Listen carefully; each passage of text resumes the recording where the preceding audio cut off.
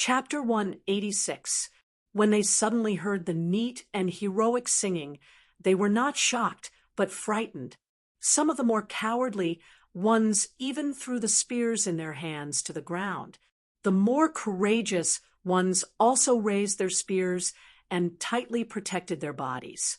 It was as if they were on the battlefield and were ready to fight at any time. As the song rang out, Sunpa and the others on the city gate tower, who had been looking uneasy, were startled awake. They were still exclaiming about the magic and power of the telescope. What kind of existence was it to be able to zoom in so close to something so far away? While they were still puzzled and confused, they heard the earth-shattering singing. The 5 of them were startled and woke up from their doubts. The next thing he did was to look down at the 300 mercenaries dressed in strange clothes who were entering the city. Third company, listen up. Soldiers who have been through tough times. Get ready to sing. Tung Shan's shout suddenly rang out. A firm company, a firm soldier, a firm mind red, a firm bullet with eyes, a firm bayonet stained red with blood, a charge like a gale, a firm iron wall, a firm company with many heroes, a firm soldier is all red. Immediately, a loud voice rang out, echoing the loud and clear singing of the second company in front of them. Wow, this song is so shocking. Just listening to it makes one's blood boil. Who composed this song? From a professional point of view, Lady Xiang and Lady Xue soon came up with a question. Then they looked at Lu Lang, who belonged to them, with deep meaning. During this period of contact with Yang Qindong, the 2 women had listened to many new songs and songs. Over time, they had become immune to these beautiful songs. At this moment, when they heard such a vigorous new military song, they naturally thought it was composed by Lu Lang. Yang Qindong did not give any answer to this. He just smiled and raised his right hand, greeting the 300 Lung Feng who were passing through the city gate. People who did not know saw this and thought it was just a warm greeting, but the Lung Feng marching under the city gate tower knew that this was the 6th young master welcoming them. These soldiers are so energetic. Yes, they march in unison. One look, and you can tell that they are an elite army, as expected of a mercenary army. Just by looking at their momentum, the great Ming army can't compare to them. I just don't know how they trained. On the city gate tower, Sun Tong and the other commanders were sighing and envious. At the same time, they had a certain degree of confidence in defending the capital. Under the city gate tower, the company commander of the 4th company, Wu Sheng, took the lead to sing the military song, Unity is Strength. The entire army smoothly entered the city. Under the leadership of Xiao Feng and the other Lung Feng, they strode toward their own small courtyard in the city. Inform all the soldiers in the city not to disturb these mercenaries, even spying on them. They have bad tempers. If they cause trouble, they will bear the consequences. Yang Qindong looked at the team going away in his eyes. Then he ordered Sun Pa and the other 4 people. Rest assured, Marquis, the soldiers of the warden's office will be very obedient. Sun Tong took a step forward and cautiously said, However, we can't control the people from the Eastern faction and the embroidered uniform guard. If we can't control them, then don't. Just tell them the news. If anyone is blind enough to go up and lose their life, then it has nothing to do with us. Yang Qindong's lips curled up slightly as a strong sense of confidence spread through his body. Although the embroidered uniform guard and the Eastern faction were very powerful existences in the great Ming dynasty, they were still nothing in front of the true Lung Feng. They were not qualified to be his opponents. The news of the 300 mercenaries entering the city quickly reached the palace and Emperor Zhu Qiyu's ears. They're all here? Are you sure it's 300 people? Zhu Qiyu asked with a trace of suspicion after hearing the news. It was no wonder that he cared so much about the number of people. Every person that appeared represented 20,000 taels of silver. Just thinking about it made one's heart ache. Even though they had exchanged some imperial properties for money, they had still taken out 5 million taels of silver. To the great Ming dynasty, 5 million taels of silver was almost 2 years of tax revenue. How could Zhu Qiyu's heart not ache? As the emperor's personal attendant, Jining naturally understood the logic behind this. When she heard the emperor ask about the number of mercenaries, she immediately replied, "Your Majesty, don't worry. We have checked the number of mercenaries one by one. 303. This is 3 more than the original request." "Oh, then they won't ask us for more money, right?" Who would have thought that Daizong, Zhu Qiyu's first reaction, would be to ask for more money?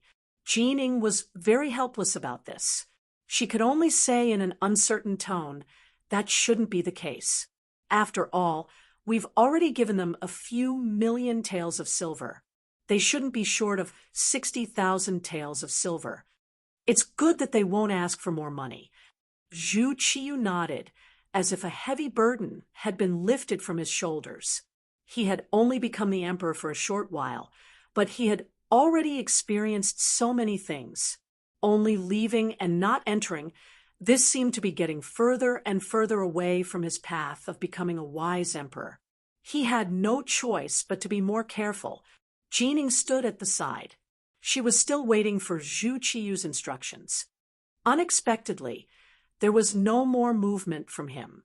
For a moment, she had so many things to say in her heart. She couldn't help but say carefully, "Your Majesty, they're here, but we don't know how strong they are. After all, there are only 300 people. Can they defeat the powerful Walla army with just them? This subject is worried about this." Right. After Jin Ying's reminder, Zhu Qiyu couldn't help but nod. After all, there were only 300 people. Even if they added the 100 from before, there were only 400 people. Could they really keep the Walla army out of the capital with just this? Even the emperor, Zhu Qiyu, had some doubts about this. "Beloved subject, in your opinion, what should we do?" This subject isn't sure. But there's nothing wrong with probing. It's just that the loyal Marquis has given strict orders that no one is allowed to disturb these mercenaries. He says that they have bad tempers, and that if they rashly spy on them, someone might die. Thus, this subject doesn't know what to do. Jining said as she turned to look at Zhu Qiyu. Jining truly didn't have much trust in these mercenaries, so she wanted to send someone to probe them. But she was also worried that this would infuriate Yang Qindong and cause him to be in an awkward position. Thus, she had decided to go with Zhu Qiyu's decree. Although he hadn't been emperor for very long, Zhu Qiyu had always been a smart man. Otherwise, he wouldn't have become Emperor Jing. After hearing Jin Ying's words, how could he not know what she was thinking? There were some things that needed to be probed to find out. Otherwise, if he really did find a bunch of mediocre people, wouldn't it ruin his important task of guarding the capital? Thus, Zhu Qiyu only needed to think for a moment before saying to Jining, "We also have this concern. Since that's the case, why don't we go and probe them? Presumably, even if something happens, we can say that we didn't know anything. Even the loyal Marquis can't do anything about it." Jining had been waiting for this exact sentence. She had been waiting for this imperial decree.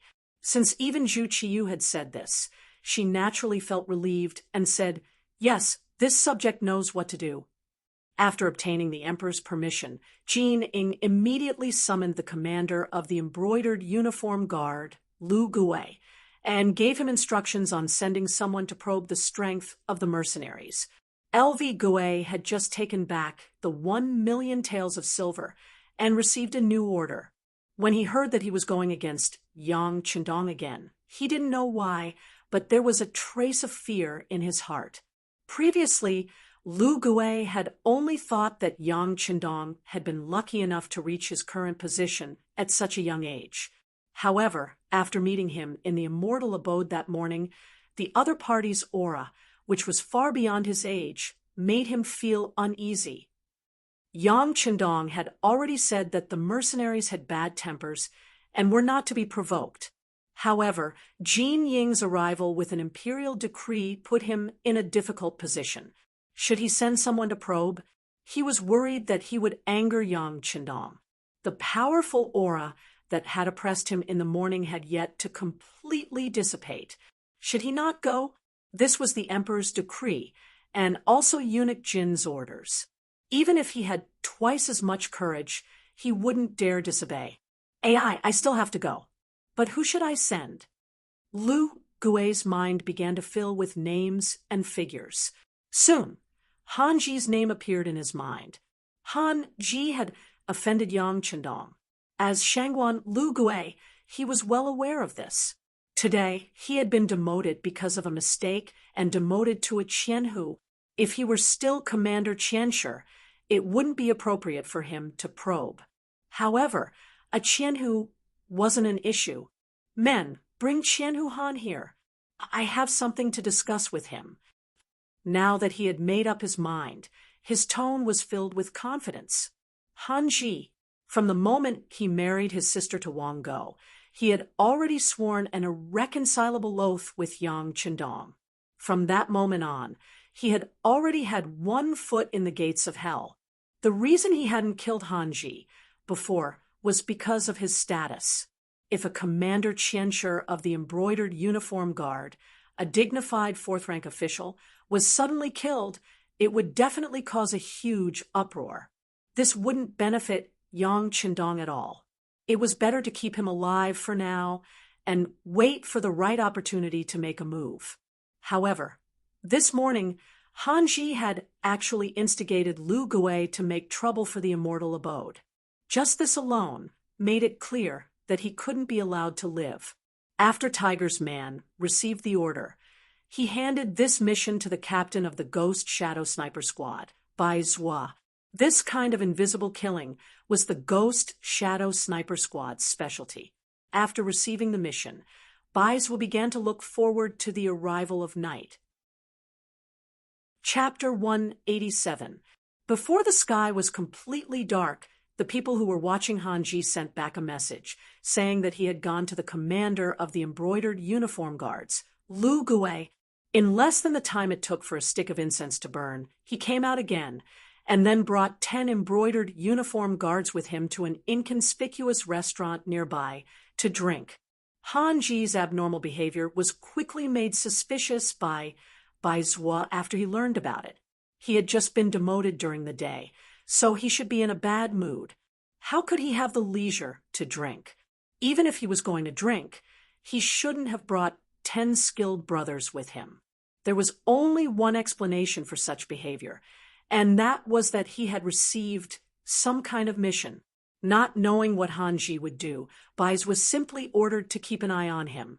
At the same time, all the brothers had to maintain 100% vigilance.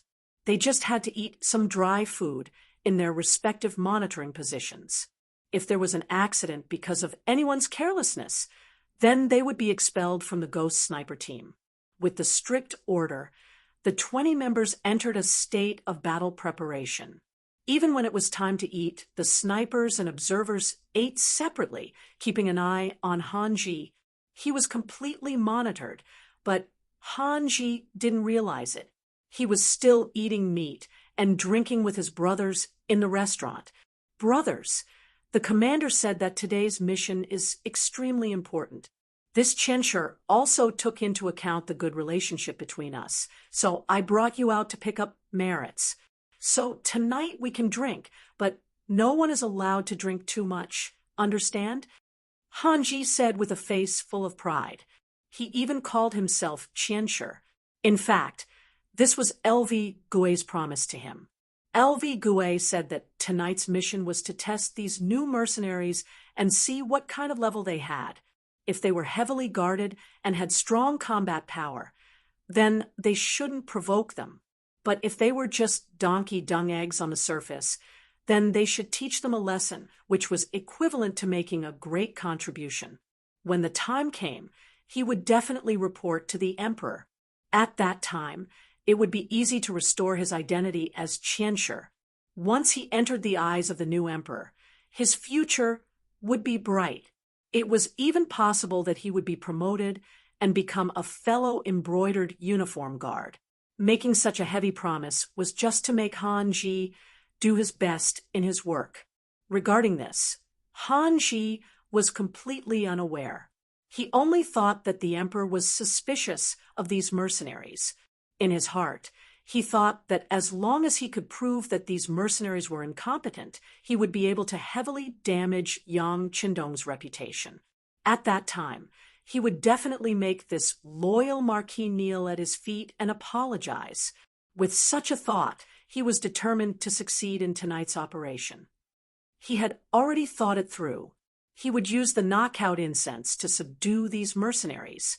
This was also the most common method used by the Imperial Secret Service. If they were caught off guard, no matter what kind of expert they were, they would eventually be knocked to the ground. At that time, wouldn't they be at his mercy? Han Ji described a beautiful future, and the 10 brothers all showed expressions of gratitude, thanking him. It was as if they had already made a great contribution. They drank for more than 4 hours until the sky was completely dark and the curfew bell had rung. Only then did Han Ji leave the tavern with his brothers and rush toward the courtyard where the mercenaries lived. This scene was clearly seen by the Phantom Sniper Squad. When they saw the direction this group of people was heading, Bai Zhuo quickly understood the other party's intentions. He immediately sent someone to report the situation to the 6th Young Master. After all, the other party's target was Lung Song and the others. Whether they wanted to continue the assassination mission or not, they still needed to obtain Yang Qindong's approval. Under surveillance, Han Ji and his 10 trusted subordinates had already arrived at a street away from Lung Feng's courtyard. They stopped here, and then each of them looked for a safe place to hide. As experts of the Imperial Secret Service, their hiding skills were naturally not bad. In addition to the cover of the night, if it wasn't for the fact that they were constantly watching them, it would be difficult for Bai Zhuo and the others to discover them without the help of the night vision device. Han Ji's group of 11 hid and began to wait. They were waiting for the arrival of night, the moment when a person's body was at its most exhausted. They believed that these mercenaries who were constantly on the move would make a mistake even if they arranged for someone to be on night watch. That would be the best time for them to make their move. They didn't ask for too much. As long as they could kill 2 mercenaries, it would be enough to prove that their mission was a success and that these people's strength was only SOSO. Immortal Abode. It was the largest bedroom in the rear courtyard. When it was built, it was originally reserved for Yang Qindong to rest in. Even though every inch of land here was worth its weight in gold, and even though the 6th Young Master didn't often come here to rest, the room had always been reserved. This was a sign of everyone's gratitude and respect for him. Since he had taken over the city's military, it was naturally inappropriate for him to rest in the Yang Manor. For the past few days, this place had become Yang Qindong's resting place. At night, Hu Yan and the other 3 girls would accompany him here. For the past few days, they would chat and have a good time. In the room, Yang Qindong was telling stories to the 4 girls and making them happy. The difference was that they had used this time to surround Han Ji, who was hiding in the corner in a fan-shaped formation. That seemingly inconspicuous corner had long become the target of public criticism. This kind of fan-shaped circle could guarantee that once Han Ji wanted to leave, no matter which direction he left in, he would at least be facing the muzzles of the 2 snipers. It was really difficult to escape even if he had wings. Han Ji, who was unaware of this, was still waiting for the good news. He was very confident in his heart. Not to mention that the 8 men were very skilled. They were also equipped with strong bows and crossbows. Even in the dark, they could guarantee that they could kill the target within 70 steps. Having such strong bows was where Hanji's confidence came from. He closed his eyes and leaned against the corner, even showing a victorious smile on his face. He seemed to have seen the scene of success and the scene of him receiving the reward for the mission.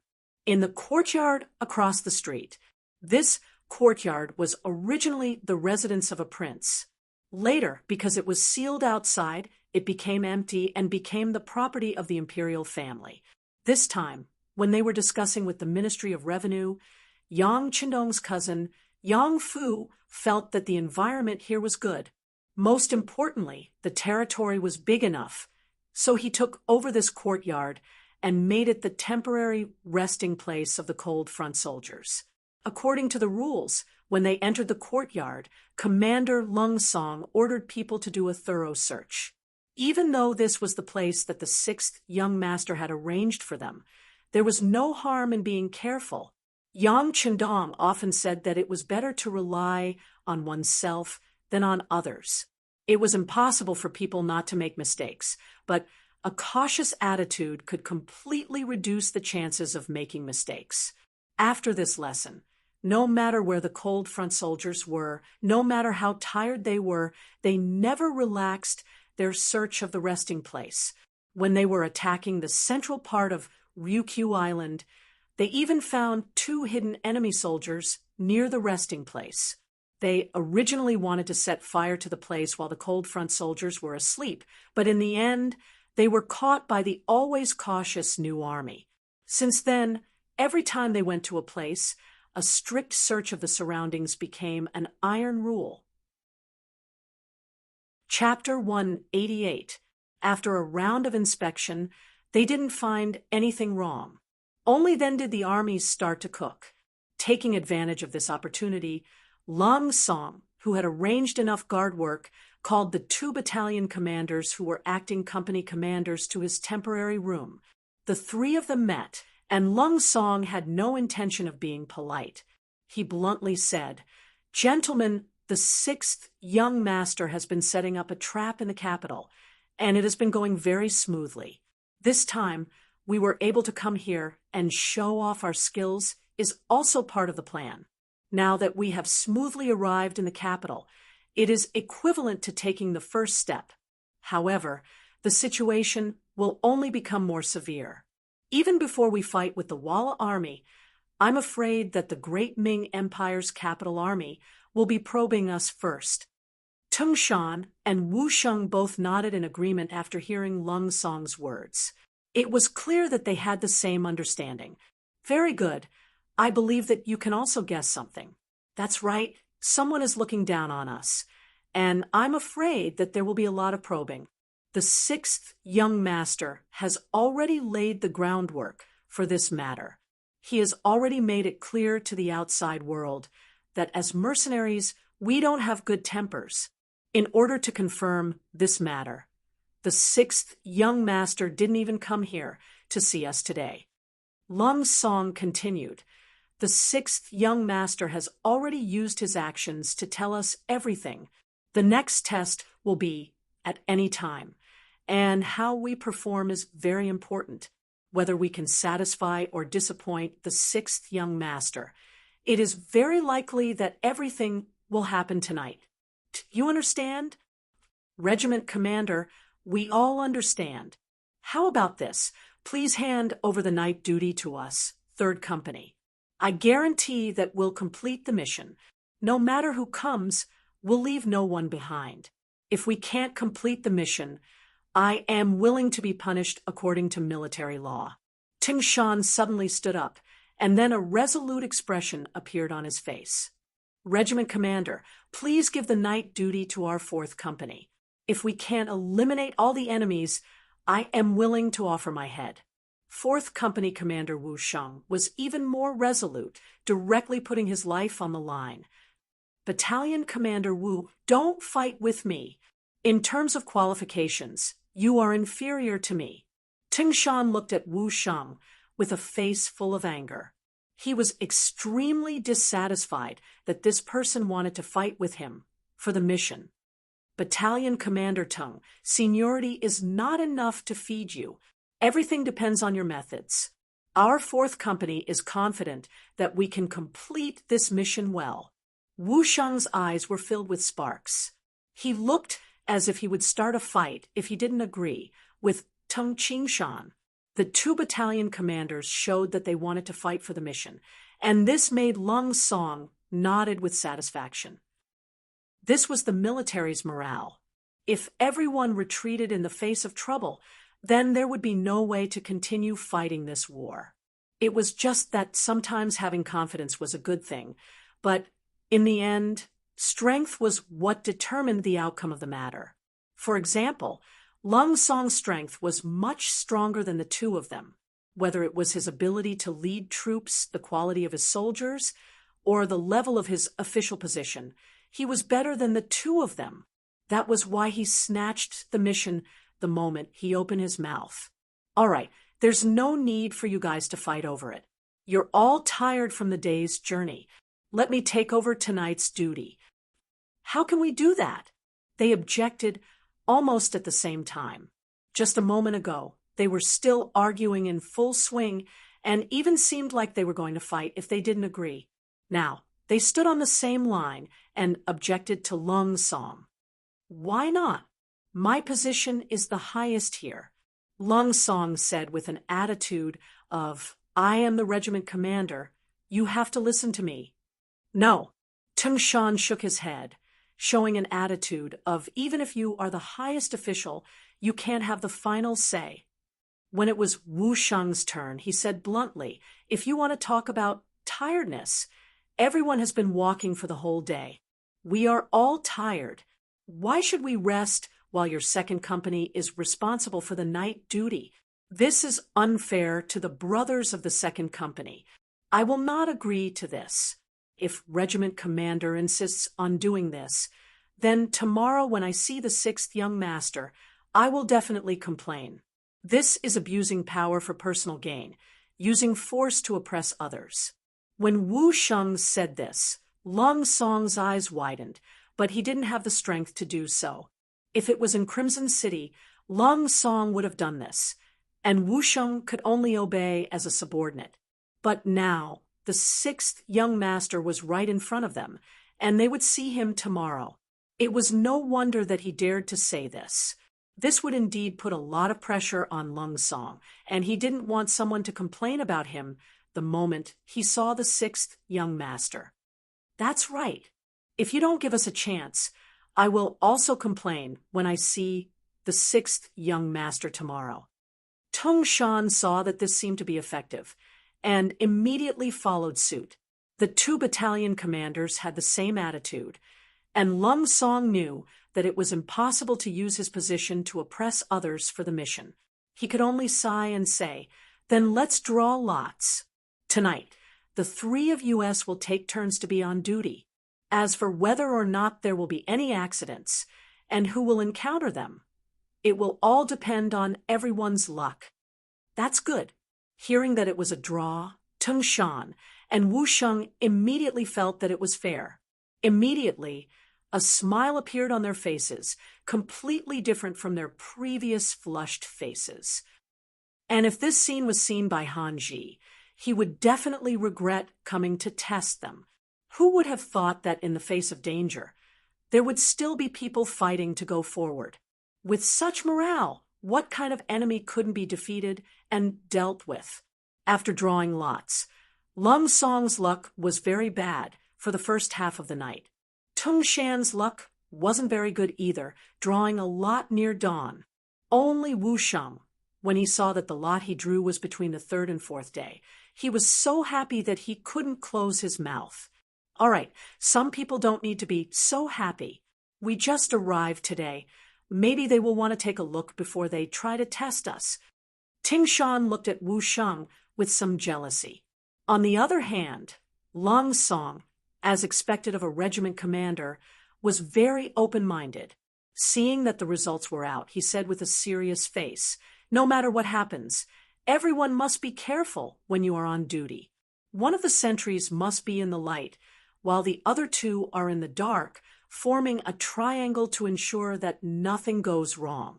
All right, you guys can go and prepare. while Lung Song let the 2 battalion commanders prepare. He also transferred 2 platoon leaders and 10 elite brothers from the 2nd Company, although he said that the lot was drawn early and that the enemy would rarely appear between the 1st and 2nd day of the night. Lung Song still made preparations to meet the enemy during the operation. Otherwise, he wouldn't have directly transferred 2 platoon leaders to be in charge of the sentries.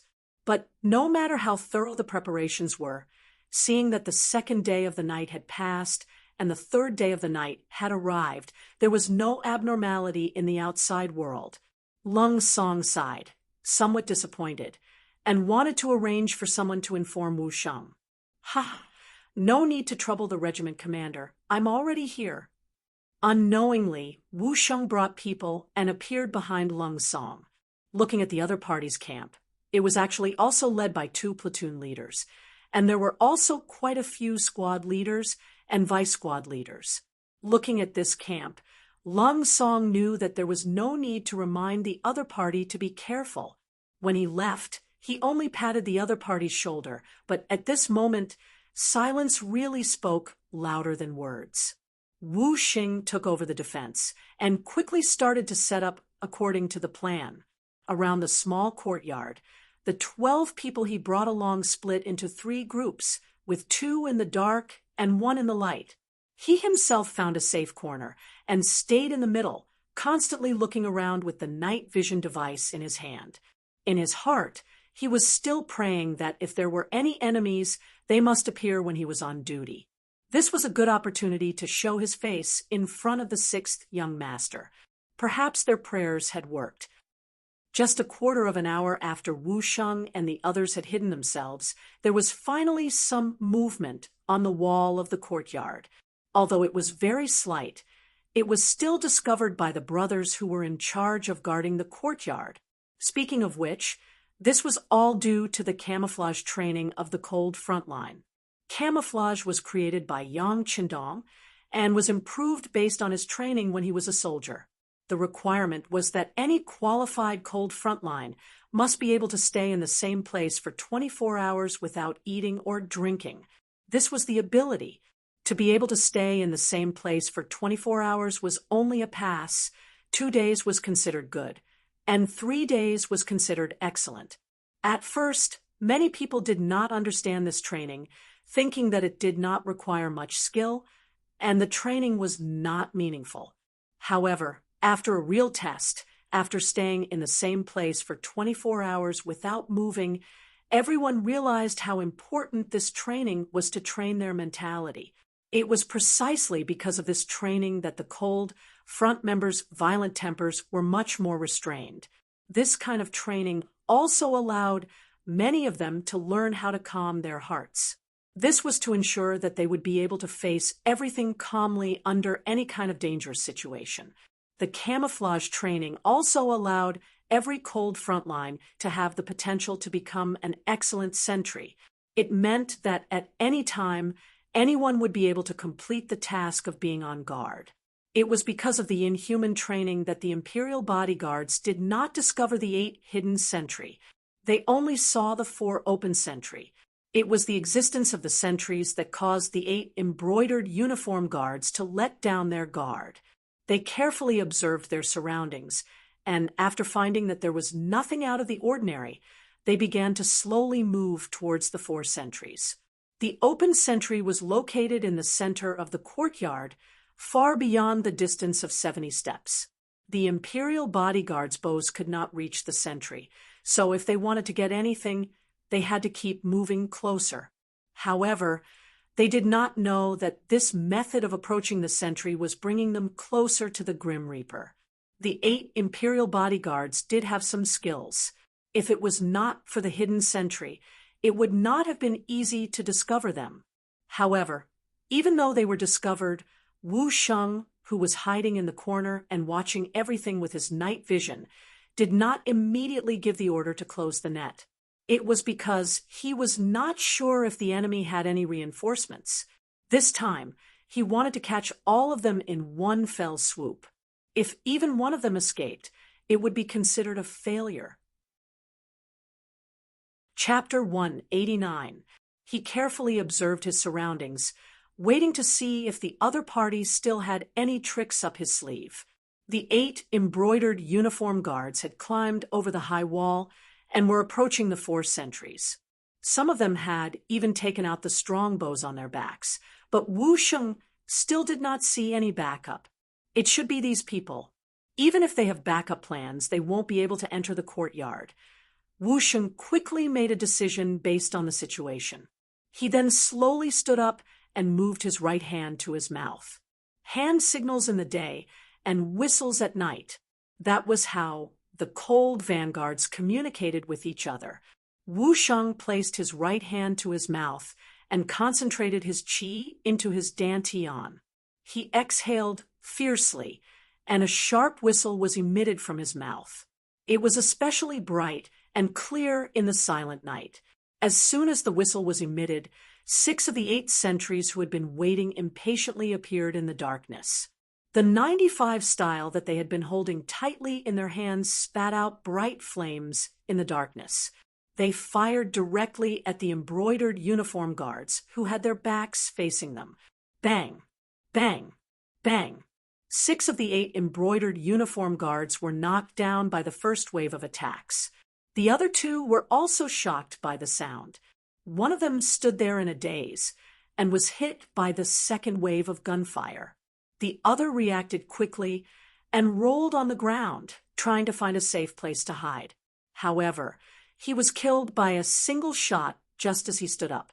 This shot was fired by Wu Sheng under the night vision goggles. Any dodging was meaningless. Bang! Bang! Bang! Footsteps were heard in the courtyard. One of the cold vanguards who was in charge of guarding the courtyard had rushed over to provide backup. Nothing was absolute. They would always have a backup plan. That was how the cold vanguards operated. As for the other cold vanguards, they were still sleeping in their rooms. Gunshots in the middle of the night had happened before. As long as the gunshots were not too intense, they had the right to not get out of bed. Search. See if there are any more enemies outside. Check if the enemies are completely dead. After Wu Sheng killed an embroidered uniform guard with a single shot, he walked out of the darkness and commanded everyone with a smile on his face. Although this was nothing compared to Lung Feng's previous battles, it was equivalent to showing his face in front of the 6th young master. No matter how he looked at it, it was a joyous occasion. Some people were examining the body, while others had already jumped onto the wall to look outside. However, from the beginning to the end, there were still 2 hidden sentries who did not move at all. This was a precautionary measure. It had to be said that under Yang Qindong's training, the cold vanguard guards had already become elites. If the great Ming dynasty's imperial guards wanted to use strong bows to deal with them, not to mention 8 people, even if 80 or even 800 people came, they still wouldn't be able to gain the slightest advantage. Outside the courtyard, the sudden sound of gunfire startled Han Ji and the other 2. Their instinctive reaction was that something must have happened to the people they sent out. They must have been discovered. As for whether they succeeded or not, and whether they killed or injured their mercenary brothers, they would only know when they saw their brothers who escaped. Han Ji did not move. He was still waiting. Bai Zuo moved. The gunshot was the signal, and it was time for him to wrap things up. The whistle that signaled the attack was somewhat abrupt in the silent night. This also attracted the attention of Han Ji, who was hiding in a corner and waiting for news. "What's that sound?" He looked around vigilantly and asked his 2 subordinates, who were hiding in the corner. "It sounds like a whistle, but it's already the curfew.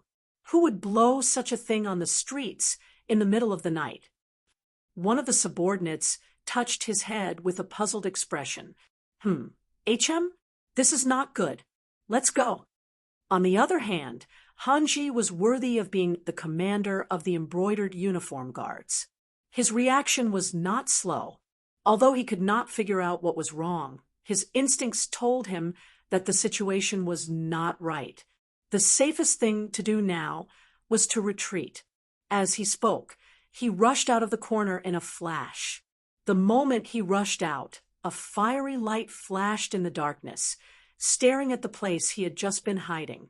It had been less than half a breath's worth of time, and it would have taken his life. Perhaps it was due to good luck or some other reason, but this shot did not take Han Ji's life. However, his two subordinates did not have such good luck. While they were still in a daze, their bodies fell to the ground. Their bodies violently rose and fell several times, and then there was no more movement. When he turned his head to look, he saw the scene of his two subordinates dying on the spot. Cold sweat poured down his forehead. At this moment, Han Ji was certain that he had been targeted, and if he was not mistaken, it was the work of mercenaries. After all, in the capital, there were very few people who dared to attack an embroidered uniform guard, and an official of the embroidered uniform guard on the streets. "Don't kill me! Don't kill me! I'm only passing by. I have no intention of making things difficult for you." Knowing the power of the new firearms, Han Ji did not dare to take any chances. He was afraid that in the next moment he would die on the spot like his subordinates, so he simply stopped hiding. He stood up and stood in the middle of the street and then loudly shouted.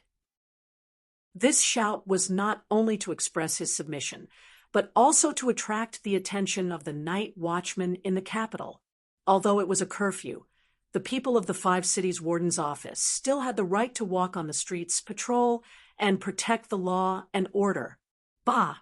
A crisp sound rang out as soon as Han Ji stood up, and then a piercing pain came from his leg. The strong pain made him half kneel on the ground with a plop, and the cold sweat on his face dripped like rain. The half-kneeling Han Ji did not understand. He had already surrendered, so why did these people still have no intention of letting him go? Did they really want to kill him? "I am the commander of the embroidered uniform guard, a 4th-rank official of the court. You can't kill me, or else it will be very troublesome." Seeing that begging for mercy was not going to work, Han Ji used intimidation. But no matter how he shouted, in the eyes of the ghost snipers, he was already a dead man. Daring to find trouble with the 6th young master was tantamount to being sentenced to death. No matter who pleaded for mercy, it was useless. Bah! Another sniper shot rang out. This time, it hit Han Ji's left leg. Blood splattered. The bullet directly passed through the flesh of the thigh and quickly left. With a piercing wound, Han Ji fell to his knees with a plop, unable to move an inch. No, no. Tears fell like rain. Han Ji was so scared that he actually cried. If they had killed him directly, it might not have been so painful. However, this kind of torture was the best way to break a person's heart. Back then, there were many people who had been captured and tortured to death by him. Thinking about how they were unable to live or die, he even laughed out loud at that time. God made fools of people who would have thought that it would be his turn now. Bah! Another shot hit him in the left shoulder. His body could not help but tilt, almost falling to the ground. "Kill me, kill me!" This feeling of facing death at any time made Han Ji's mind begin to collapse. At this time, he no longer hoped to live, only to die quickly, which was also a kind of happy relief. However, the gunshots that should have sounded did not continue, and everything seemed to be quiet. There was only the faint sound of blood flowing out of the body. After half an hour, about a third of the blood in his body had flowed out. Without any emergency treatment, Han Ji finally fell into a coma due to excessive blood loss. Then he slowly died. Of course, they did not directly kill Han Ji because they did not want to let him off too easily. Feeling the feeling of death bit by bit was the result that Bai Zhuo and the others wanted. The night wind blew, bringing with it the smell of blood, and then slowly dissipated into the air. The people living nearby only heard the crisp sound of firecrackers in the middle of the night, but no one knew what exactly happened, and no one had the courage to come out and take a look. It was not until the sky was completely bright that the people walked out of their houses.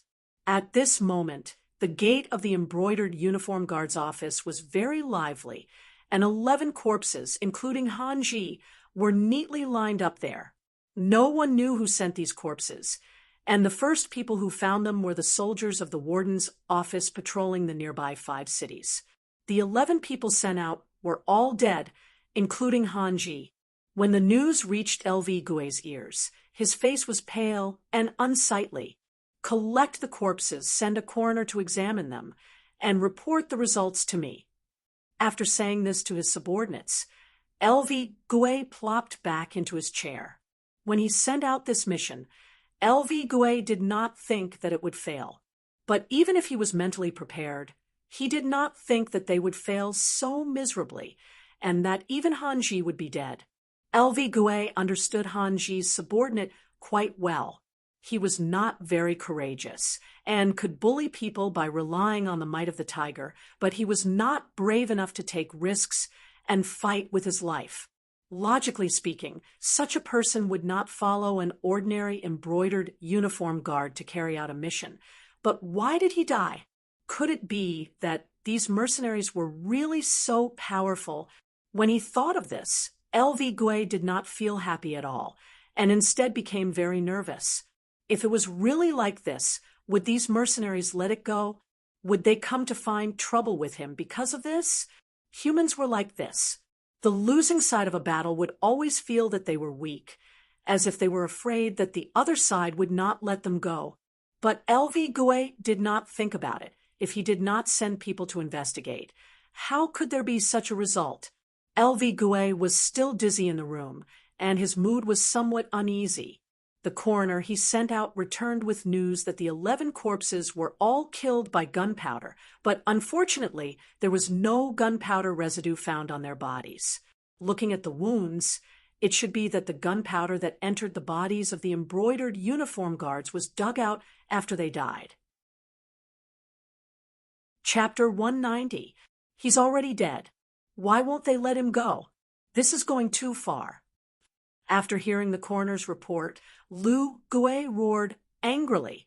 But before he could vent his anger, a subordinate came in to report that the Marquis of Loyalty Yang Qindong had arrived with 100 soldiers from the warden's office. They had already passed the gatehouse and were heading towards the inner courtyard. Upon hearing that Yang Qindong had arrived, Lu Gue immediately guessed his intentions. He immediately said anxiously, "Who let them in? Can't you stop them?" "Commander, we can't stop them. Marquis Yang has the command token of the embroidered uniform guard. None of us dared to stop him." The embroidered uniform guard who had reported the news replied with an aggrieved expression, "Tell him that I'm not here." As Lu Gue spoke, he looked around. It was clear that he wanted to find a safe place to hide. Bang! With a muffled sound, the door was kicked open from the outside. Yang Qindong, with a murderous look, appeared in front of LV Gue with hundreds of soldiers from the warden's office of the 5 cities. At first, there was a cry of alarm, but Lu Gue quickly reacted. He forced himself to remain calm and asked Yang Qindong in a questioning tone, "Marquis Yang, what are you doing? Do you know what kind of crime it is to bring people into the embroidered uniform guard?" Lu Gue's appearance at this moment was fierce on the outside, but timid on the inside. In response to Lu Gue's howls and questioning, the soldiers of the warden's office standing opposite him all laughed coldly. This time, to be able to follow the Marquis of Loyalty into the embroidered uniform guard was a very glorious thing. With today's experience, it was likely that in the future, he would have something to brag about with his colleagues. In the past, it was always the embroidered uniform guard who found trouble with them. Everyone was a soldier and ate grain, but the treatment was very different. Now that Yang Qindong was here, it was different. How awe-inspiring was it to openly charge into the embroidered uniform guard to arrest someone? Just thinking about it made one's blood boil. LV Gue was still shouting, still showing off his might. It could even be said that he was acting shamelessly. Yang Chendong snorted disdainfully and said, "As the commander of the embroidered uniform guard, you still have the face to talk about Marquis. Do you know that last night there were brothers from the embroidered uniform guard who went looking for trouble with the mercenaries? Because of this, they almost injured their people. Now that they are asking for an explanation from us, how do you think I should answer?" Huh. When Yang Chendong asked this question, Lu Gue suddenly became weak. But when he thought about how Han Ji and the others were already dead, and how there was no evidence that he had sent them on a mission, he regained his confidence. What does this have to do with me? Han Ji and the others did it on their own accord. If you want an explanation, just look for them. Look for them? How can you even say that? You want Marquis to argue with the dead? Yang Chendong continued to ask angrily, but then he suddenly stopped and his voice became much colder. Fine, you can deny it. Right now, those mercenaries want Marquis to give them an explanation. They even said that if they are not satisfied, they will immediately leave the capital. If Walla's army comes, you will be the one to face them. Humph. After explaining the seriousness of the matter, Yang Chendong did not waste any more words and turned to leave. He really came in a hurry and left in a hurry. Yang Chendong actually left just like that, causing Lu Gue to be a little confused. But when he thought about what Yang Chendong said, if the mercenaries really left because of this, then who would bear the responsibility of protecting the capital? Would it be him? It was not that he was looking down on himself, but Lu Gue really did not have the confidence to do this matter well. Even Ingzong and Shi Heng, with 500,000 soldiers, had been defeated. How could he win against Walla? Wait, loyal Marquis, wait a moment. Considering the seriousness of the matter, Lu Gue had no choice but to shout. As he shouted, he quickly ran out. If he allowed Yang Chendong to leave just like that, he would be guilty of too much. Of course, Yang Chendong would not leave too quickly. Defending the capital and defeating Walla was part of his plan. Even if no one asked him to do it, he would still do it. What he said just now was just to scare the other party and to gain more benefits. How could he really let the mercenaries leave because of this? How could he really allow Walla, a foreign race, to bully the Han people? After hearing Lu Gue's shout, Yang Chendong naturally stopped. But when he turned around, he still had a serious expression and asked, "Commander, why did you call for Marquis? Since you don't know about this matter, I'll ask Eunuch Jean. If Eunuch Jean doesn't care, then just let the mercenaries leave. This Marquis will be able to put down the heavy burden of guarding the capital. Sigh, speaking of which, Marquis is still too young. When he took on this task, he was too loyal." Yang Chendong's words made LV Gue even more stunned after hearing it. When he heard that there would be such serious consequences, he knew that this was not something he could bear. Immediately, a smile appeared on his face. "Marquis Yang, don't be anxious. Can we discuss this matter properly? Although Han Ji's actions were purely personal, he is still a member of the Imperial Guard.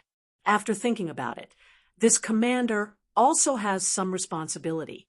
Marquis Yang, how do you want compensation? If the amount is not too large, this commander can do his part." Lu Gue admitted defeat. Yang Chendong smiled in his heart, and his face brightened. "Good. It's good that you have this attitude. As for the compensation, the mercenaries have already spoken to Marquis.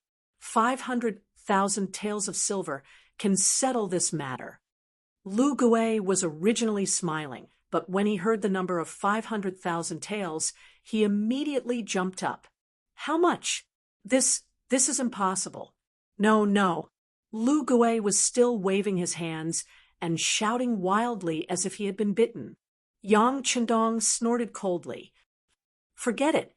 Since the commander doesn't have it, I will ask Eunuch Jean. If he doesn't have it, then let them leave." Yang Chendong turned around and walked away. He didn't have the slightest reluctance, which made Lu Gui stunned. If the performer did not have an audience, what was the point of such a performance? Marquis Yang, don't be anxious. Let's discuss it again." Lu Gui continued to chase after Yang Chendong. In the palace, Jining, who had been paying attention to the situation, rushed to the emperor's resting quarters as soon as she received the news. The situation in the capital was not stable. In the past few days, many officials were sending their families out of the city. Due to the complicated and chaotic situation, there was no mourning court. With Zhu Qiyu's permission, the court was changed from 1 day to one every 3 days. When Jin Ing arrived at the palace, Zhu Qiyu was eating breakfast sent by the imperial kitchen. "Oh, my beloved official, you are here. Have you eaten breakfast? Let's eat together." The emperor asked an official to accompany him for breakfast. This was already a great favor. Jining was overwhelmed by the favor. If it had been in the past, she would have sat down and served the emperor's breakfast. But now, she was not in the mood to do so. "Your Majesty, is there a result from the mercenaries sent to test the waters?" "What result?" Zhu Qiyu, who had been indifferent, stopped moving his chopsticks when he heard Jin Ying's words. He raised his head and asked seriously. "There are good and bad results." Jining panicked when Zhu Qiyu looked at her. For a moment, she did not know how to describe what she wanted to say. "What does my beloved official mean?" Zhu Qiyu was also confused by her words. Perhaps she knew that her description was not appropriate. So Jining hurriedly explained, "Your Majesty, the brocade guard followed your orders and went to the mercenaries' temporary camp last night. There were 11 people in total. 11 people died. This morning, they all fell in front of the brocade guard yamen. The people I sent to investigate have returned. Last night, they faintly heard the sound of gunfire." As he spoke, he observed Zhu Qiyu. When he found that Zhu Qiyu was listening attentively, he continued, "This is the good news. Facts have proven that this mercenary group does indeed possess extraordinary strength, and they are very vigilant. But they asked for compensation on the grounds that someone was spying on their camp. They asked for 500,000 taels of silver. At this time, the Marquis of Loyalty is representing the mercenaries and communicating with the brocade guard commander Lu Gui." Zhu Qiyu's expression darkened as he listened to Jin Ying's report. When he knew that the mercenaries were strong, he had more confidence in the defense of the capital. But when he heard that the mercenaries were asking for 500,000 taels of silver as compensation for last night's spying, his expression changed drastically. He said, "Can you investigate whether anyone died last night?" "Your Majesty, the Marquis of Loyalty has already given us the answer. The mercenaries did not die. They were only disturbed for a moment." Jining repeated what Yang Chendong had said to Lu Gui. "No casualties? Then why did they ask for 500,000 taels of silver? Do they think that my silver and the national treasury's silver fell from the sky? How preposterous." Zhu Qiyu's face was filled with anger. It was obvious that he was angry. It was true that he was the emperor of a country. It was also true that he was wealthy. But the more he was like this, the more he valued his dignity more than anything else. The ones who had died were the brocade guard. The mercenaries had not only killed people, but they also wanted money. This was a threat and extortion. As the emperor of a country, if he backed down and agreed to the other party's request, wouldn't he be lowering his head? If that was the case, how could he lead a country in the future? Seeing that the emperor was angry, Jin Ying's expression turned bitter. The thing he was worried about had happened. The emperor wanted face. The mercenary's actions had clearly touched his dragon scales. This was no longer a matter of 500,000 taels of silver. It was a matter of the country's dignity. Logically speaking, the mercenaries' actions were a little excessive. If it weren't for the fact that the other party had advanced firearms and powerful battle prowess, with Jin Ying's personality, he wouldn't have reported this matter to the emperor. Instead, he would have privately ordered the Brocade Guards and the East Faction Guards to arrest these people. At that time, he would use practical actions to tell the other party what they couldn't do and who they couldn't provoke.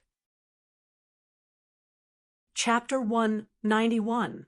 But after what had happened last night, he truly didn't have the confidence to do such a thing. And now that the safety of the capital was in danger, he couldn't use violence to suppress the enemy. Otherwise, before Walla's army arrived, he would be thrown into chaos. After all, the emperor had spent a great deal of money to ask Yang Qindong to hire these mercenaries, so there could be no problems at this time. Otherwise, the defense of the capital would probably develop in the worst possible direction. And if Zhu Qiyu lost the capital, he would essentially lose the throne. In the south, there was still Ingzong keeping an eye on this place. If there was a chance to deal a heavy blow to the throne, Ingzong probably wouldn't show any mercy. If Zhu Qiyu was no longer the emperor, what was a great eunuch like him? When the time came, many people would probably try to capture him and bring him to Ingzong to claim credit. Even if it was for her own sake, Jining still had to warn Zhu Qiyu. Even though she knew that he was currently in a bad mood, she still had to say what needed to be said. Your Majesty, a lack of forbearance in small matters will spoil great plans. We've already spent 10 million taels of silver, so we don't mind spending another 500,000 taels. As long as Your Majesty agrees, I can privately resolve this problem and do my best to prevent this matter from spreading. What does Your Majesty think? Jining wanted to ask Zhu Qiyu to back down. As soon as she said this, as the emperor of a country, of course he was displeased. He kept a straight face and didn't say yes or no. Zhu Qiyu truly didn't want to lower his head. This was the dignity of a country, not just a matter of 500,000 taels of silver. With his hands behind his back, Zhu Qiyu stood up from the table and walked to the window, looking into the distance. Although all he could see were tall and majestic palaces, it didn't stop him from expressing his feelings. He was very angry. Jining couldn't help but panic at Zhu Qiyu's cold attitude. Your Majesty, this matter can't wait any longer. Please reconsider. The embroidered uniform guard had been the cause of this incident. If the mercenaries were allowed to leave and the capital was lost, all the blame would fall on the head eunuch. He would be the second Wang Zhen, and even the history books would record him as a sinner for all eternity. Therefore, in Jin Ying's heart, even if the mercenaries wanted to leave, it could not be because of the Brocade Guard. At this moment, he really regretted what he did last night. Jin Ying's pleas didn't get any response from Zhu Qiyu. He didn't even turn his head. It was as if he hadn't heard anything. What should we do? Jining was very anxious, but as an official, there was nothing he could do about the emperor's attitude. All he could do was sigh in his heart, reporting. Just as Jining was feeling helpless and Zhu Qiyu was speechless, another chief eunuch, Ru Zhu, arrived outside the palace. As soon as he appeared, he knelt on the ground with a panicked expression, his body trembling slightly. Ru Zhu had only been a court eunuch in Dai Zong's time and hadn't been particularly outstanding. After Jining took the throne, this man had quickly been promoted to supervising eunuch of the Imperial Horse Directorate, a position that had been guaranteed by the dead monk Qian. He was primarily responsible for communicating with the Bureau of Military Personnel and was in charge of military affairs. Jining was standing at the gate.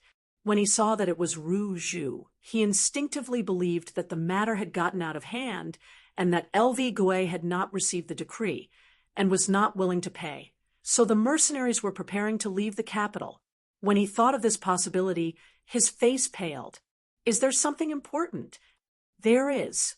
The Bureau of Military Personnel has just received news from scouts that the vanguard of the Walla army is less than 150 li from the capital. Tomorrow, they will appear at the walls of the capital.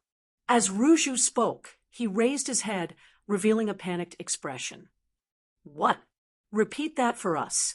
Zhu Qiyu, who had been facing away from the gate, finally turned around. Not only that, he quickly walked over to Ruju, who was still kneeling on the ground. When Ruju saw that the emperor was asking, he didn't dare to hesitate and immediately replied, "Reporting to your majesty, the Bureau of Military Personnel has sent news that the vanguard of the Walla army, 10,000 cavalry, is heading toward the capital. They are less than 150 li from here and will arrive at the city gates tomorrow." So fast, hearing that the Walla cavalry would arrive at the city gates tomorrow, Zhu Qiyu's face became serious and panicked. The other party was an elite cavalry. Although there were only 10,000 of them, the 10,000 ordinary soldiers in the city couldn't compare to them. Although there wasn't much difference in numbers, more than half of the great Ming dynasty's elites had been lost in the Battle of the Tumu Fortress. Later on, when Admiral Shi Hung led the troops to battle, he had taken the remaining elites with him. Now, there was only a second-rate army left in the city.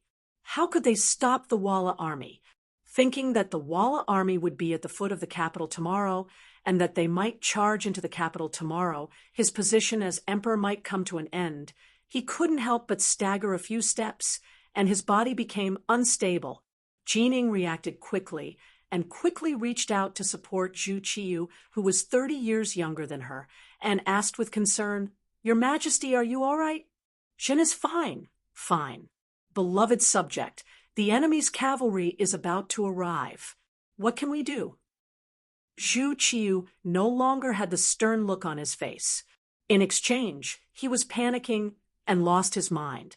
It had to be said that Zhu Qiyu was miserable enough. He wasn't even 22 years old, but under the urging of his officials, he had taken over a mess in this chaotic world. Then accidents happened again and again. He, who hadn't fully grasped the imperial power, was like a small boat in the ocean that could be swallowed by the waves at any time. How could he not be nervous and afraid? "Your Majesty, it's fine, it's fine. Don't we still have the mercenaries?" Moreover, the loyal Marquis has already taken charge of guarding the capital. It's time for them to show their loyalty to the country, Jining advised as she supported Zhu Qiyu. Right, there's still the loyal Marquis and the mercenaries. How about this?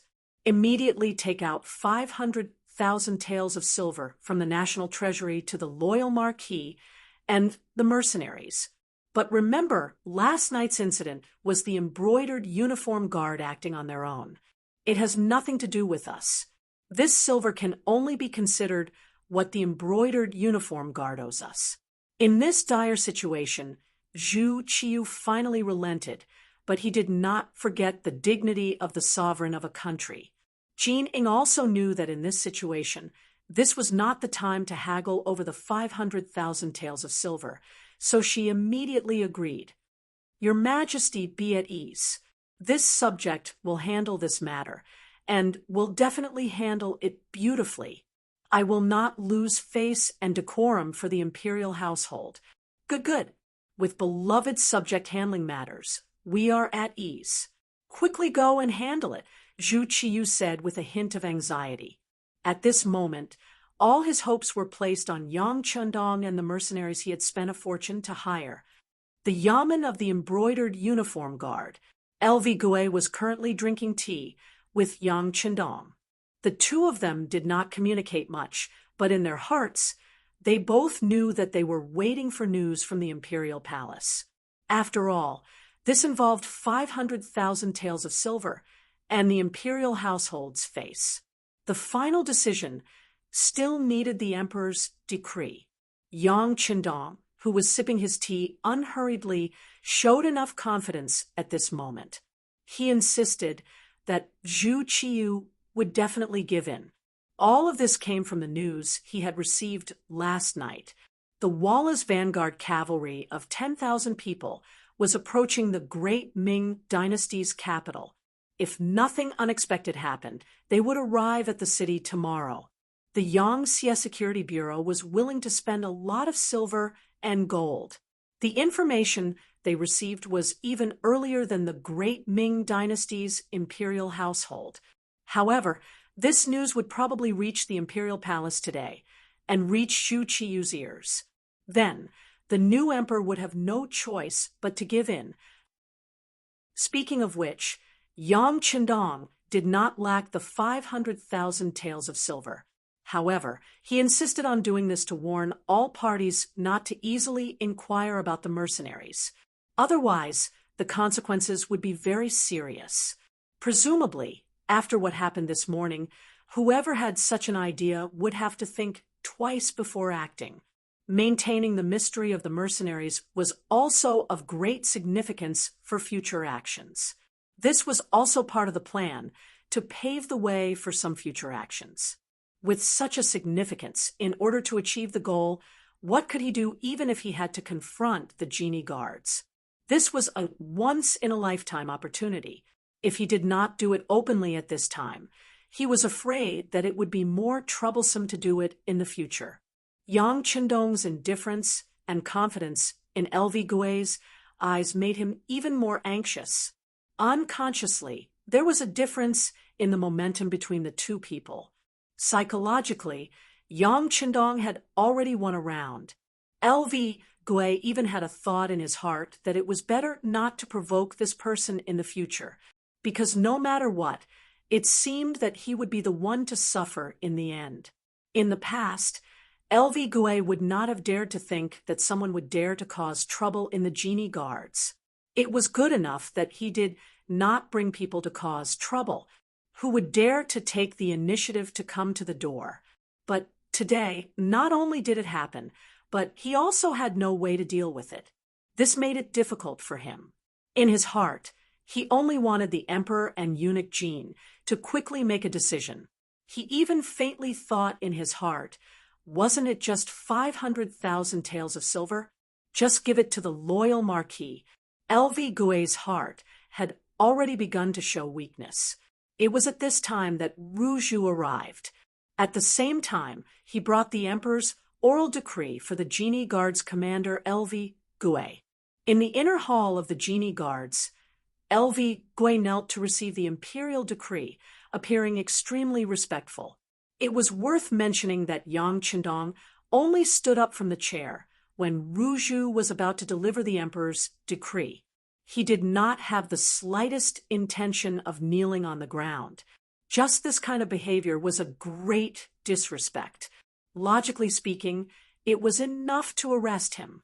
But at this time, whether it was the supervising eunuch Ruju or the genie guard's commander LV Gui, they cleverly pretended not to see. At this time, it was not the time to have a dispute. Chapter 192. His Majesty's Verbal Decree. The genie guards acted recklessly and attracted the displeasure of the mercenaries, so they should be punished. But considering the national crisis, Jean will remember this matter. As for the 500,000 taels, Jean will withdraw it from the national treasury first. Later, Jean will slowly deduct it from the genie guard's yamen. Also, I hope Lu Gui can learn from this lesson and control his subordinates well. Don't do things that are not beneficial to the country. With a serious face and warning tone, Ruju reprimanded Lu Gui on behalf of the emperor. Finally, there was a result, and it was the compensation method he had thought of. LV Gui breathed a sigh of relief in his heart. He was not worried about being reprimanded at all. This matter was originally the emperor's idea. He was just taking the blame on behalf of others. Nothing would happen. This subject receives the decree and thanks His Majesty's grace. Lu Gui knelt on the ground and kowtowed 3 times to show respect to the emperor. After Ru Zhu finished telling Lu Gui about the emperor's instructions, he turned to Yang Qindong and said, "Loyal Marquis, the emperor also has a verbal decree for you. This subject receives the decree." Yang Qindong cupped his fists. His face was very respectful, but the words he said were not respectful at all, asking the envoy to pass on my behalf. This subject fell off a horse during the Battle of Earth and Wood, which triggered an old injury. Now, I can't kneel asking for forgiveness. When Zhu Qiyu of Ying's sect was still alive, he let Yang Qindong organize 3rd Princess Changda's birthday banquet. To put it bluntly, he was just looking for trouble out of jealousy. At that time, after Yang Qindong organized the birthday banquet, in order to not give others an excuse to deal with him, he lied that he fell off a horse and injured his body. Now, he said that he fell off a horse during the Battle of Earth and Wood, which triggered an old injury, so he couldn't kneel. Speaking of which, it was a coincidence. But he didn't think about it. The current Yang Qindong wasn't even 20 years old. Even if he really suffered an injury at this age, he should have recovered. However, he still used this as an excuse. It was clear that he did not respect the imperial power. When Ru Zhu heard this, he was dissatisfied. However, considering that it was time to put the other party in an important position, if he haggled over such a small matter and delayed the important matter, the gains would not make up for the losses. Thus, he could only close one eye and say, "It's fine. The emperor's verbal order is only for the Marquis of Zhongdan, and this eunuch to discuss how to retreat from the enemy. Right, Walla's vanguard cavalry will arrive at the capital tomorrow, but how will the loyal Marquis deal with them?" As the supervising eunuch of the Imperial Horse Directorate, Ru Zhu had the authority to give orders on military matters. At this moment, he was asking about how to deal with the enemy. Naturally, it was within the scope of his authority, so it was reasonable. Of course, Yang Qindong knew who Ru Zhu was. He also knew that Ru Zhu was here on behalf of the imperial power. To put it bluntly, Ru Zhu was here to supervise the army and monitor his every move. This was also one of the characteristics of the great Ming dynasty. No matter where the war occurred, no matter how large the scale of the war, there would always be eunuchs participating in supervising the army. This was also a sign that the emperor wanted to control everything in his hands. However, he did not know that it was a great taboo for someone who did not know how to fight to lead an army. Just like in Tumu Castle, Guijing, as the supervising eunuch played a role in restricting the great Ming dynasty's elite army, causing them to lose the best opportunity to fight due to internal friction and suffer a crushing defeat. With the previous example, how could Yang Qindong allow eunuchs to participate in military matters? Immediately, he replied with a serious expression, "Eunuch Ru, as for how to deal with the enemy, I still need to discuss with the mercenaries. Of course, with the 500,000 taels of silver, we can show our sincerity.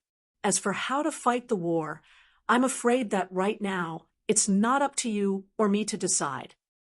So it's like this. However, I don't know if this eunuch can go with the loyal Marquis to take a look at the mercenaries' barracks. Ru Zhu said with a modest expression. This was also Zhu Qiyu's intention, although it was true that the mercenaries were invited by Yang Qindong. They were using his money. He couldn't monopolize them, could he? If possible, he would have his own people contact the mercenaries. If he could use them, wouldn't it be better? He wouldn't have to trouble the loyal Marquis with everything. To put it bluntly, he was burning the bridge after crossing the river. Zhu Qiyu wanted to get rid of Yang Qindong, the middleman. Among the people, this was called forgetting one's mother after getting a wife. How could Yang Qindong not see through this little trick? No one knew that the mercenaries were actually the new Yang Xie army under his command. The only reason he didn't reveal this relationship was because the timing wasn't right. As for people wanting to take advantage of the cold front, he wasn't worried at all. It was simply a waste of wax for a blind man to light a lamp. Because it wasn't time to reveal this relationship, Yang Chendong wouldn't make any decisions on behalf of the mercenaries. Instead, he said to Ru Zhu with a smile, "Eunuch Ru wants to go to the mercenaries' barracks to take a look. Marquis naturally welcomes you. However, I can't make the decision on their side. If something unpleasant happens, I hope that Eunuch Ru won't be angry." Hearing that Yang Chendong allowed it, Ru Zhu's face was immediately filled with joy. As long as this person didn't obstruct him, he was confident that he could make friends with the mercenaries. After all, the other party came to make money. Whose money wasn't money? He had the emperor as his backing and the national treasury's silver as his backing. As long as he was willing to spend money, he wasn't afraid that he wouldn't be able to convince the mercenaries. As if afraid that Yang Chendong would go back on his word, Ru Zhu hurriedly said, "No problem, no problem. When the time comes, just introduce me to them. As for the other matters, I'll take care of them." "Good, then prepare the silver and set out." Yang Chendong's face was full of smiles. "Good, good." Ru Zhu hurriedly agreed. Then he turned to Lu Gui and said, "Commander, I'll have to trouble you to send some people to escort 500,000 taels of silver from the national treasury to the mercenaries' compound. Thank you for your trouble." Ru Zhu and Lu Gui were both eunuch Jin's trusted aides. Their positions were also very close, so it was natural for them to be polite. To this, Lu Gui also politely replied, "It's my duty, it's my duty. I'll arrange for people to do it right away." The morning's questioning finally had a result. In the end, it ended with the imperial power backing down. Of course, to the outside world, this was the embroidered uniform guards backing down, not the emperor backing down. The 100 embroidered uniform guards pushed out 10 large carriages. In each carriage, there were 10 large chests, a total of 500,000 taels of silver headed straight for the mercenaries' barracks. As if afraid that Yang Chendong would do something bad, when Lu Gui went to arrange for people to go to the national treasury to get the silver, Ru Zhu accompanied him the entire time. He really didn't leave his side and didn't give him any space or time to spread the news. However, what Ru Zhu didn't know was that when Yang Chendong faced him, he stood with his hands behind his back. The hands behind his back were constantly making gestures to convey what he wanted to say. All of this was clearly seen by Tiger's Mane, who was standing behind him as a servant. After understanding what the young master wanted to say, he quietly left. Ru Zhu didn't care about this at all. He only wanted to keep an eye on Yang Chendong so that he didn't spread the news, especially not to the mercenaries. Other people and matters were not within his scope of concern. Just like this, Ru Zhu accompanied Yang Chendong until the silver was prepared. Only then did Ru Zhu happily ask the loyal Marquis to accompany him to the mercenaries' courtyard. Yang Chendong gladly agreed, and the group left the embroidered uniform guards yamen in a grandiose manner. Along the way, this group quickly attracted the attention of the common people they encountered. Spies from the Bureau of Security had already been planted in the crowd. With their intentional spread, the news that the embroidered uniform guard was looking for trouble with the mercenaries protecting the capital quickly spread. Many common people began to reprimand the embroidered uniform guard, and the balance of public opinion began to tilt in favor of the mercenaries. Leading public opinion for one's own use had not been noticed at the time, but Yang Chendong knew that in many cases, obtaining the support of the common people was already half the battle. Of course, there was no need for him to explain these things that would later be regarded as the truth to others. There was a wide road in front of the mercenaries' courtyard. He had only chosen this place because he had considered the problem of gathering an army. When Yang Chendong and Ru Zhu arrived, It naturally didn't feel crowded at all. This place is not bad. Loyal Marquis is quite considerate. Ru Zhu seemed intent on getting close to Yang Chendong, and he would only be satisfied with a few words of praise for this courtyard. Regarding this, Yang Chendong only smiled without saying anything. He naturally knew what the other party was thinking. If it weren't for the fact that he was still useful, the other party would have already coldly glared at him and even tried to make trouble for him. For this eunuch who had no emotions and only cared about profit and power, Yang Chendong was already giving him a lot of face by showing him some courtesy. As for any words of thanks or praise, that was simply out of the question. Since the cold vanguard had already entered the capital, no one would be able to make things difficult for him in the future. This was a display of his confidence. Yang Chendong's nonchalant attitude and silent smile along the way was seen by Ru Zhu, and in exchange, he sneered coldly in his heart. He had already decided that once he got involved with the mercenaries, the loyal Marquis would just go wherever he wanted to go. Even eunuchs would look down on nobles who relied on the power of others. At the entrance of the courtyard, four cold vanguard soldiers stood at attention. They held a black and cold 95 style in their hands, and the gleaming bayonets on the body of the spear gave off an intimidating aura. How mighty! Ru Zhu praised sincerely after seeing the might of the four mercenaries from afar. As they spoke, the group arrived at the entrance of the courtyard. Four gleaming bayonets were placed horizontally in front of everyone. This is an important military area. Unrelated people are not allowed to disturb us. Please leave quickly, or else bear the consequences. The four cold vanguard soldiers didn't show the slightest hint of fear, despite the size of the group. On the contrary, they even took the initiative to speak. Chapter 193.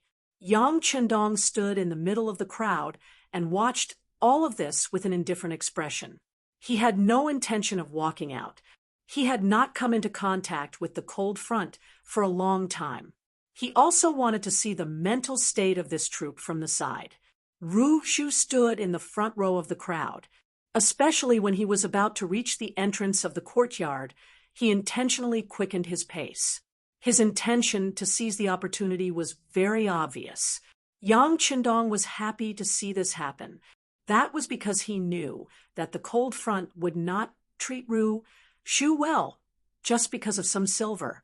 If they really did that, it would be equivalent to being expelled from the cold front. Only with iron discipline would an iron army appear.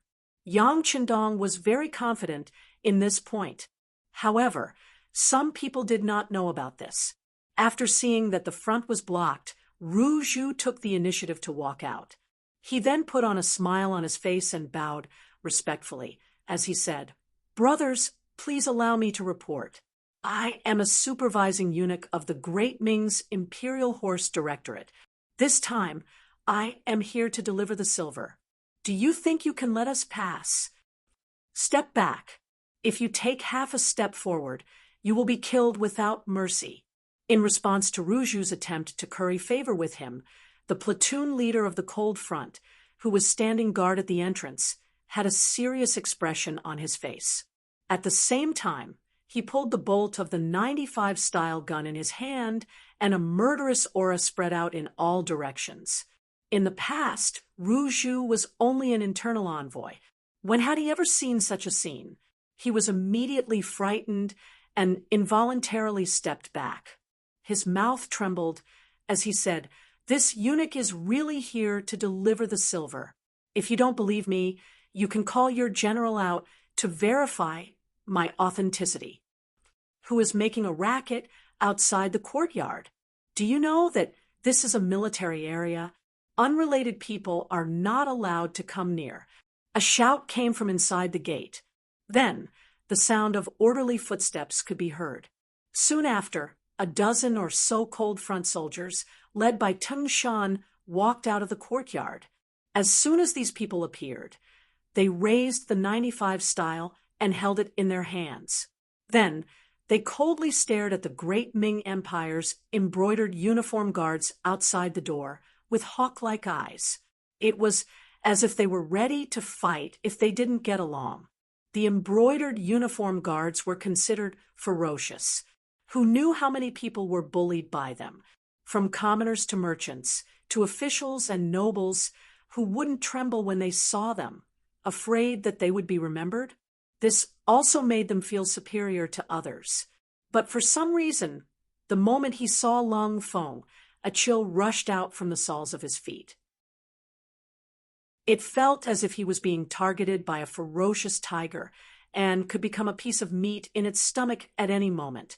Some of the more timid embroidered uniform guards didn't even know where to put their hands and feet.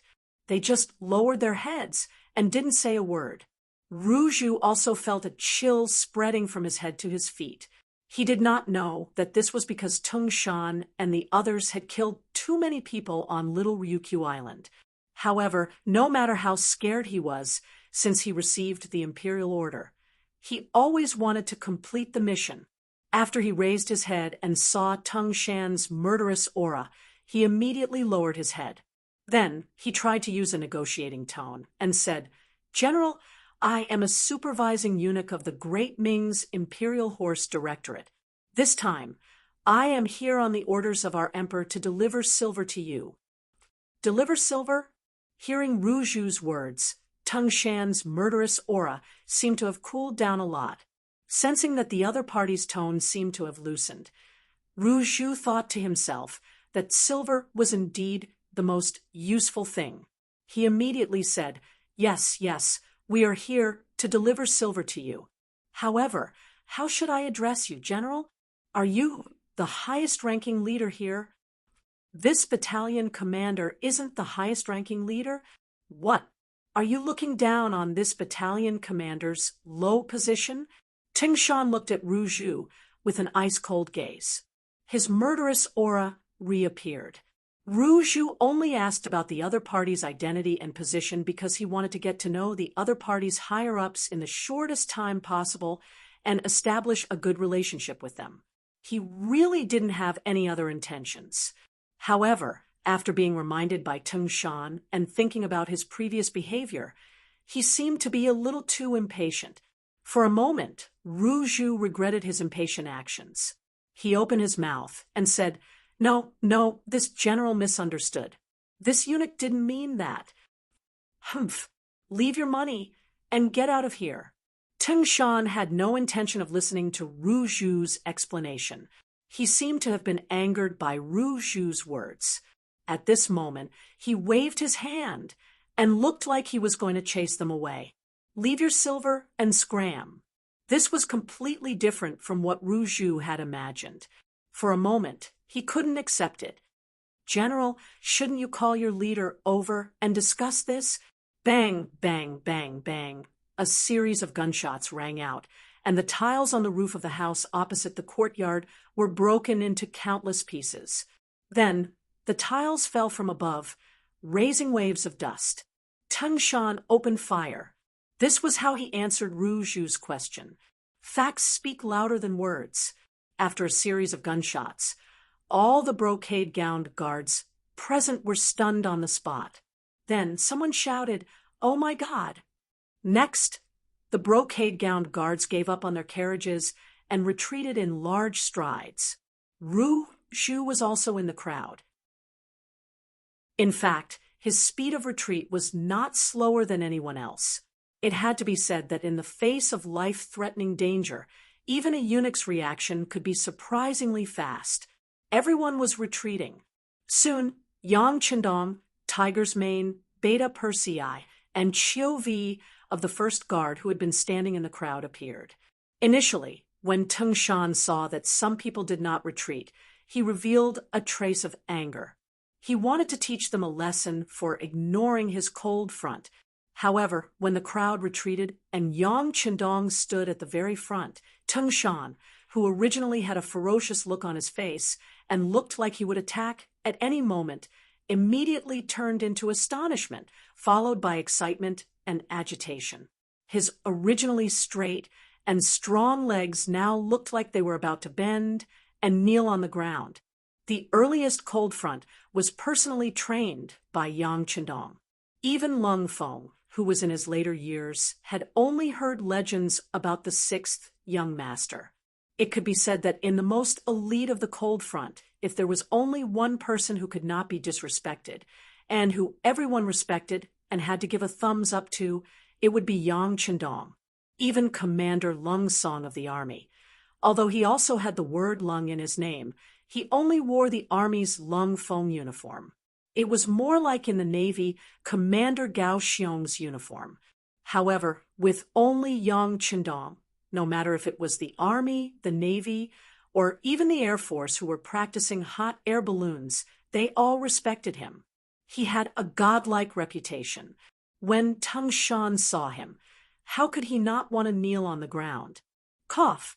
With a soft cough, Yang Chendong could tell what Tung Shan was going to do and what kind of performance he was going to show. He immediately reminded him. Although the cough was not loud, it shocked Tung Shan like a sudden clap of thunder. When he saw Commander Ru and a group of Imperial guards looking at him from the corner of his eyes, he finally remembered where he was and what kind of situation he was in. Tung Shan forcefully put away his thoughts of kneeling and bowing to Yang Chendong. Then, he made a gesture of inviting him in. Following Tung Shan's action, all the cold front soldiers standing on both sides of him straightened their bodies, as if they were soldiers waiting for the king to inspect them. Some of these cold front soldiers were personally trained by Yang Chendong, some of their military ranks were taught by the sixth young master, and some of them did not know Yang Chendong. However, this did not stop them from expressing their respect for the young master. He really wanted to say something to these brothers, even if it was just to pat them on the shoulder and give them some encouragement. However, Yang Chendong knew that this was not the time to do this. If he appeared too close to the mercenaries, it would be hard to avoid suspicion. This would not be beneficial to his next plan. With his back facing Commander Ru and the others, Yang Chendong could only smile at these cold front soldiers. However, this smile was like the sun in the cold winter, making these brothers feel a warmth from the bottom of their hearts. At this moment, their hearts were beating rapidly. This was the godlike sixth young master, and he was smiling at them. With this experience, they would be able to brag about it for a while when they returned to Crimson City. Tung Shan also suppressed the excitement in his heart. After Yang Chendong stepped into the courtyard, he quickly followed him. At this moment, a large group of people had already knelt down in the courtyard. The leaders were Commander Lung Song and Battalion Commander Wu Sheng. "Welcome, sixth young master." The voice was low, but it was more like the ray of sunlight before dawn, ready to explode with powerful energy at any time. "Brothers, thank you for your hard work."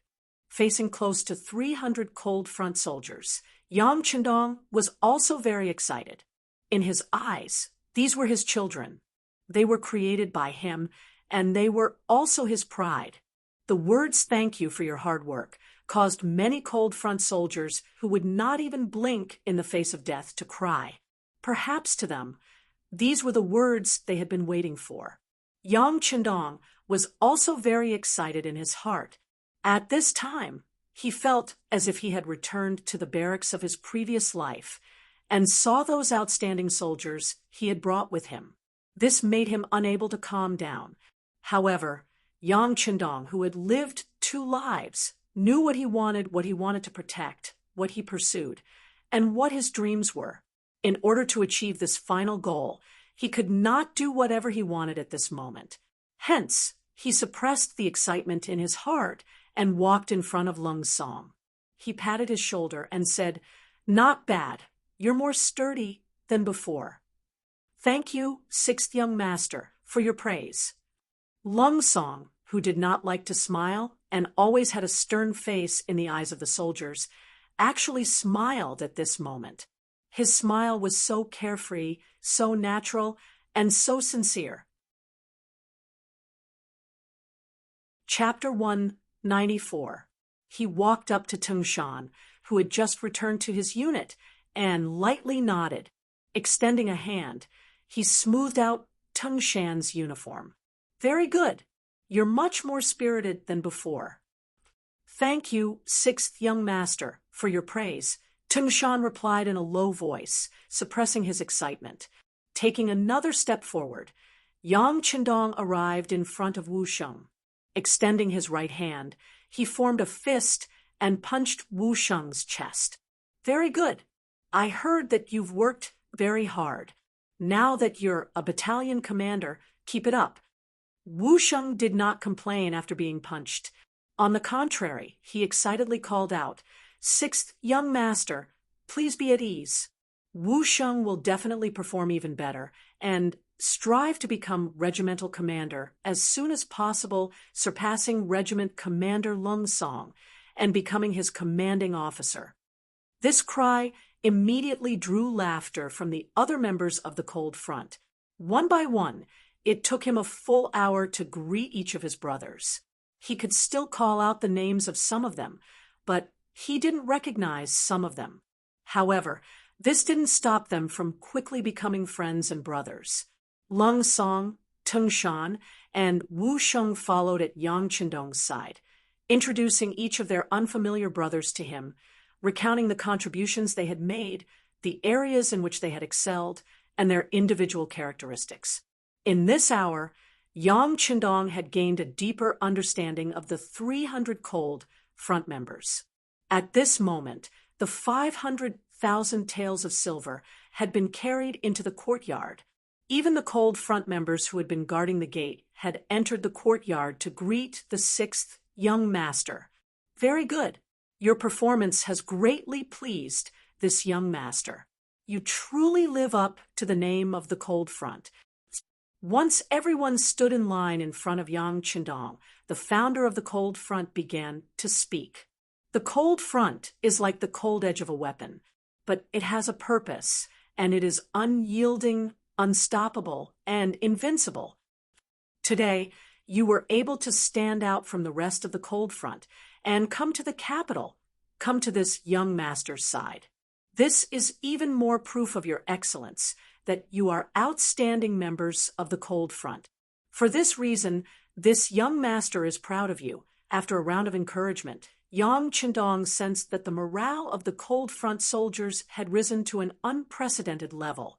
Yang Qindong's face, which was originally full of smiles, suddenly changed and became much more serious.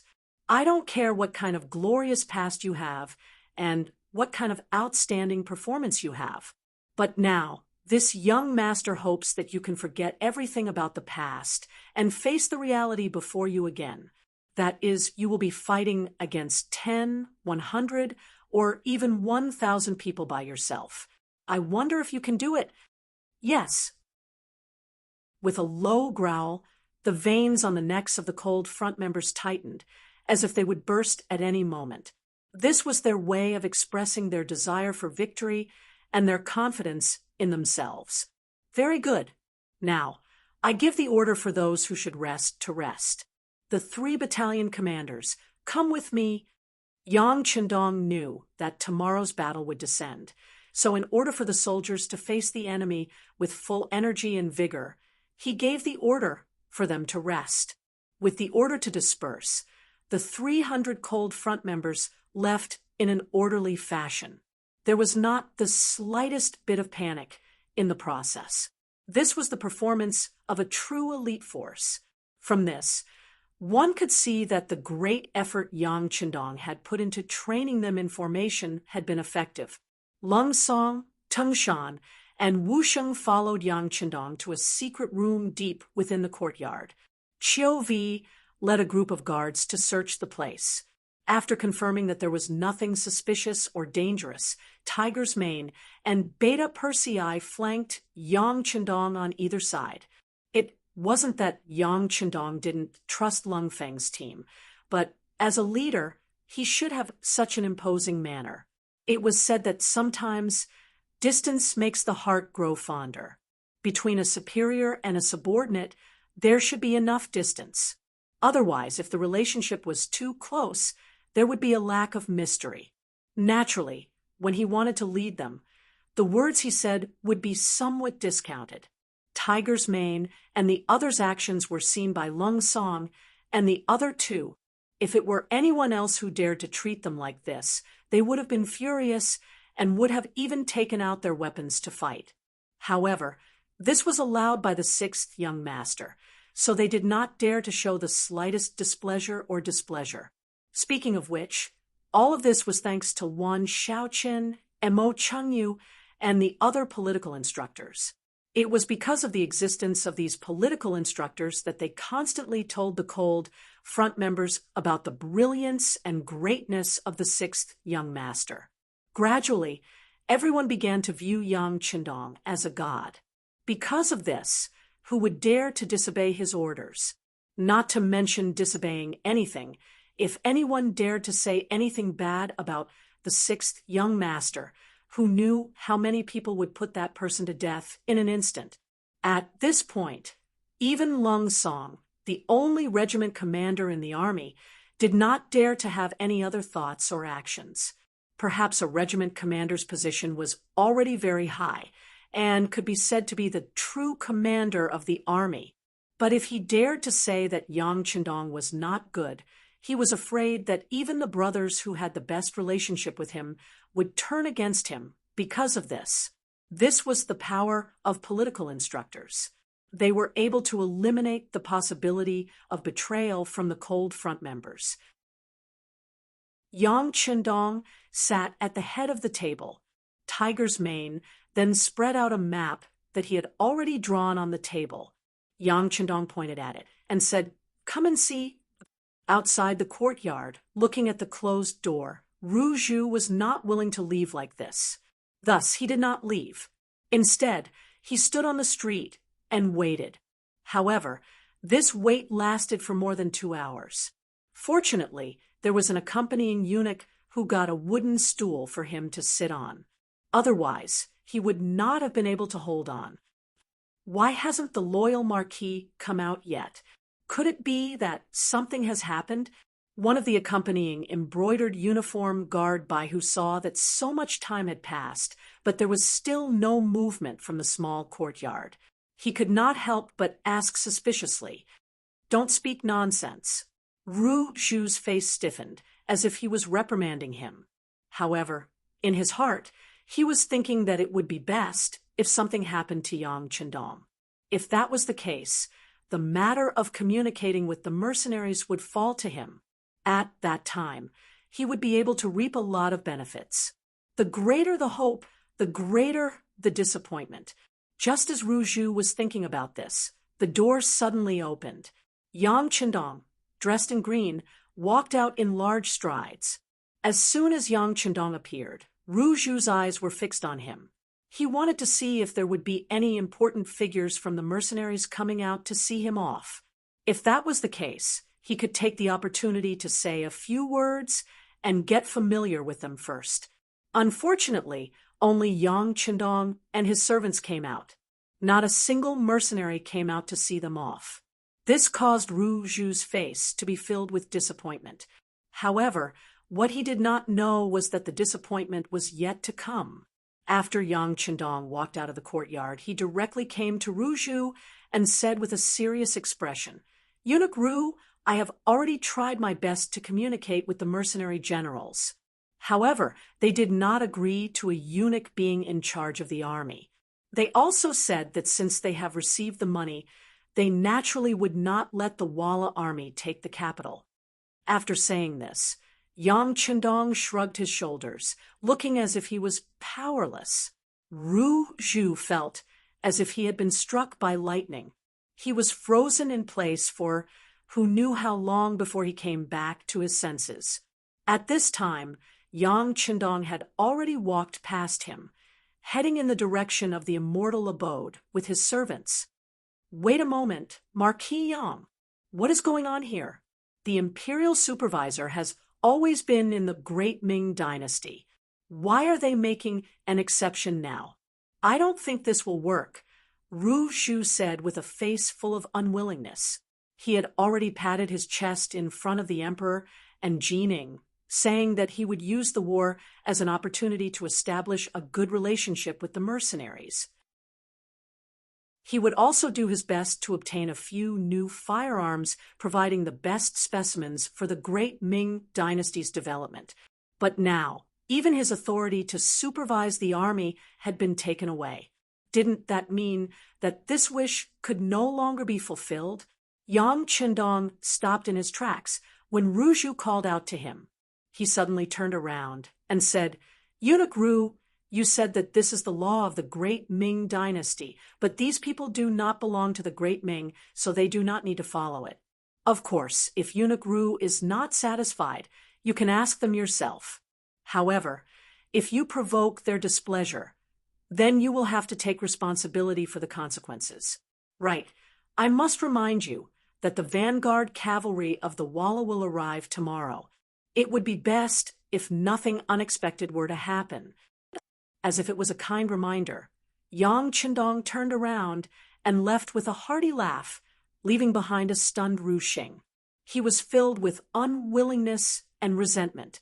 Of course, he wanted to do as Yang Qindong said, and ask the mercenaries about the great Ming dynasty's rules. However, after the embroidered uniform guard's reckless actions last night, he didn't dare to do that again. What if he really angered them and they demanded money again? He had already paid 500,000 taels. He had already lost face once. Was he going to lose face a second time?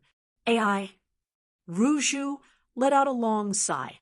He knew that he would not be able to complete the decree this time. He really didn't know that the emperor would be so furious after finding out about this. It seemed that he still needed to greet Eunuch Jining and protect his current position first.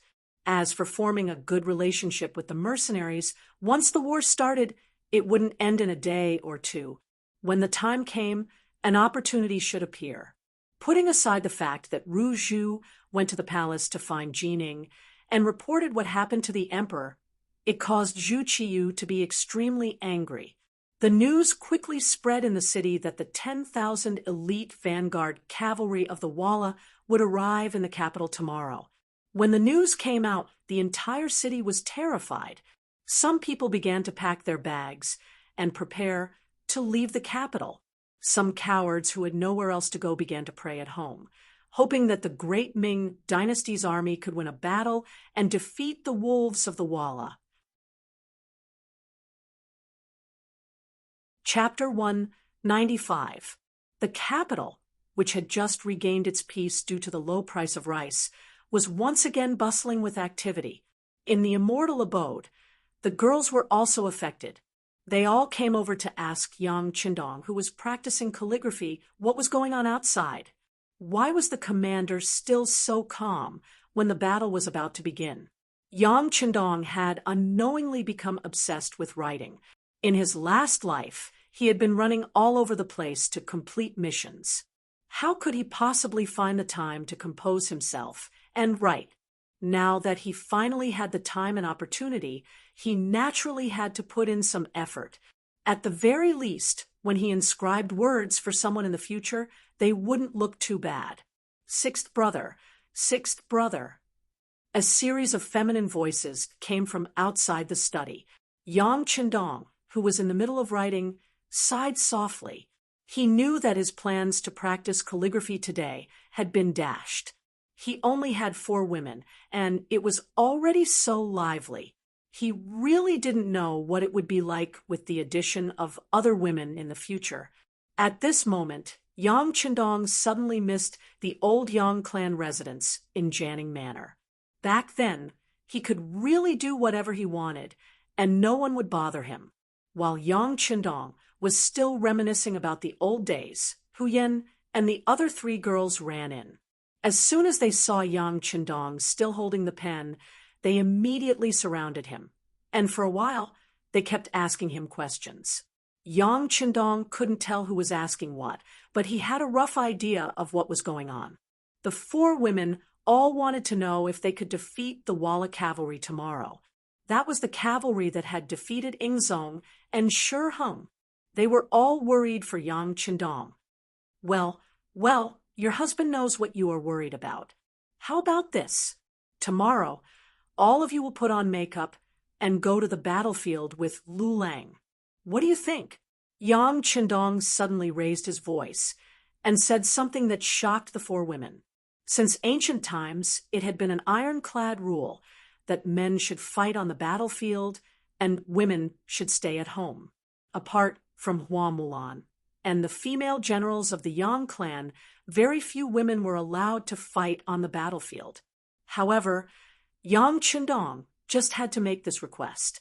How could these women not be shocked? Lu Lang, are you okay? Can we go to the battlefield too? Hu Yan's face was filled with disbelief. At the same time, her face was flushed red.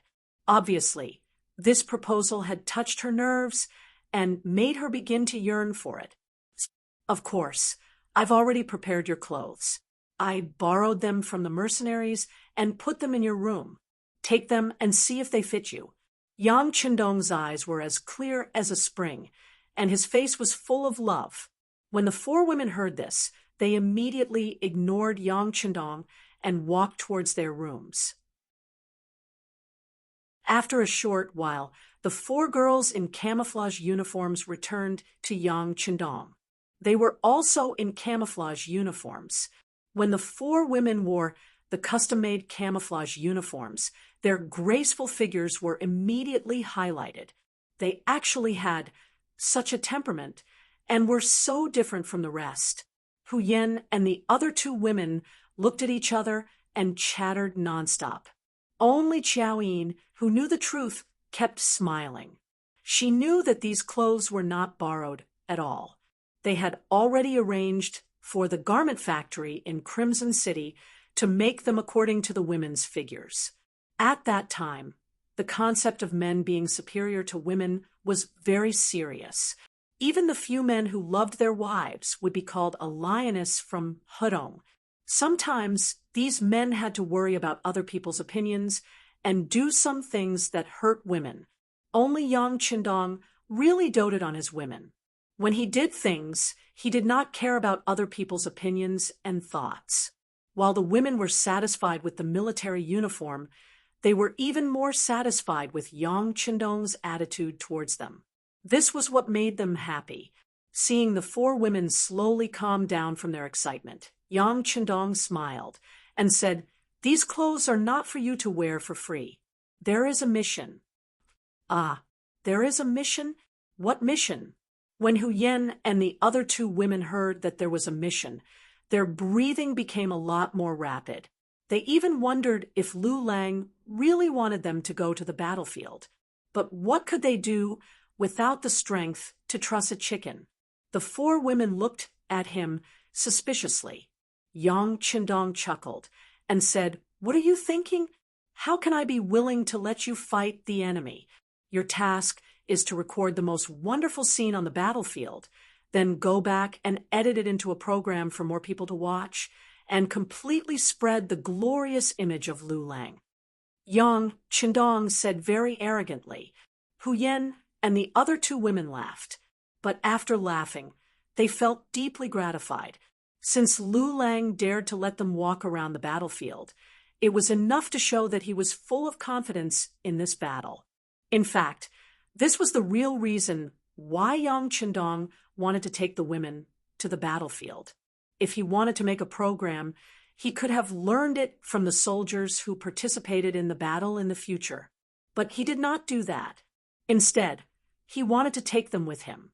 He wanted to tell the women through this battle that the battlefield was not as dangerous as they imagined. At least on the battlefield with him, Yang Qindong, they could still be very relaxed.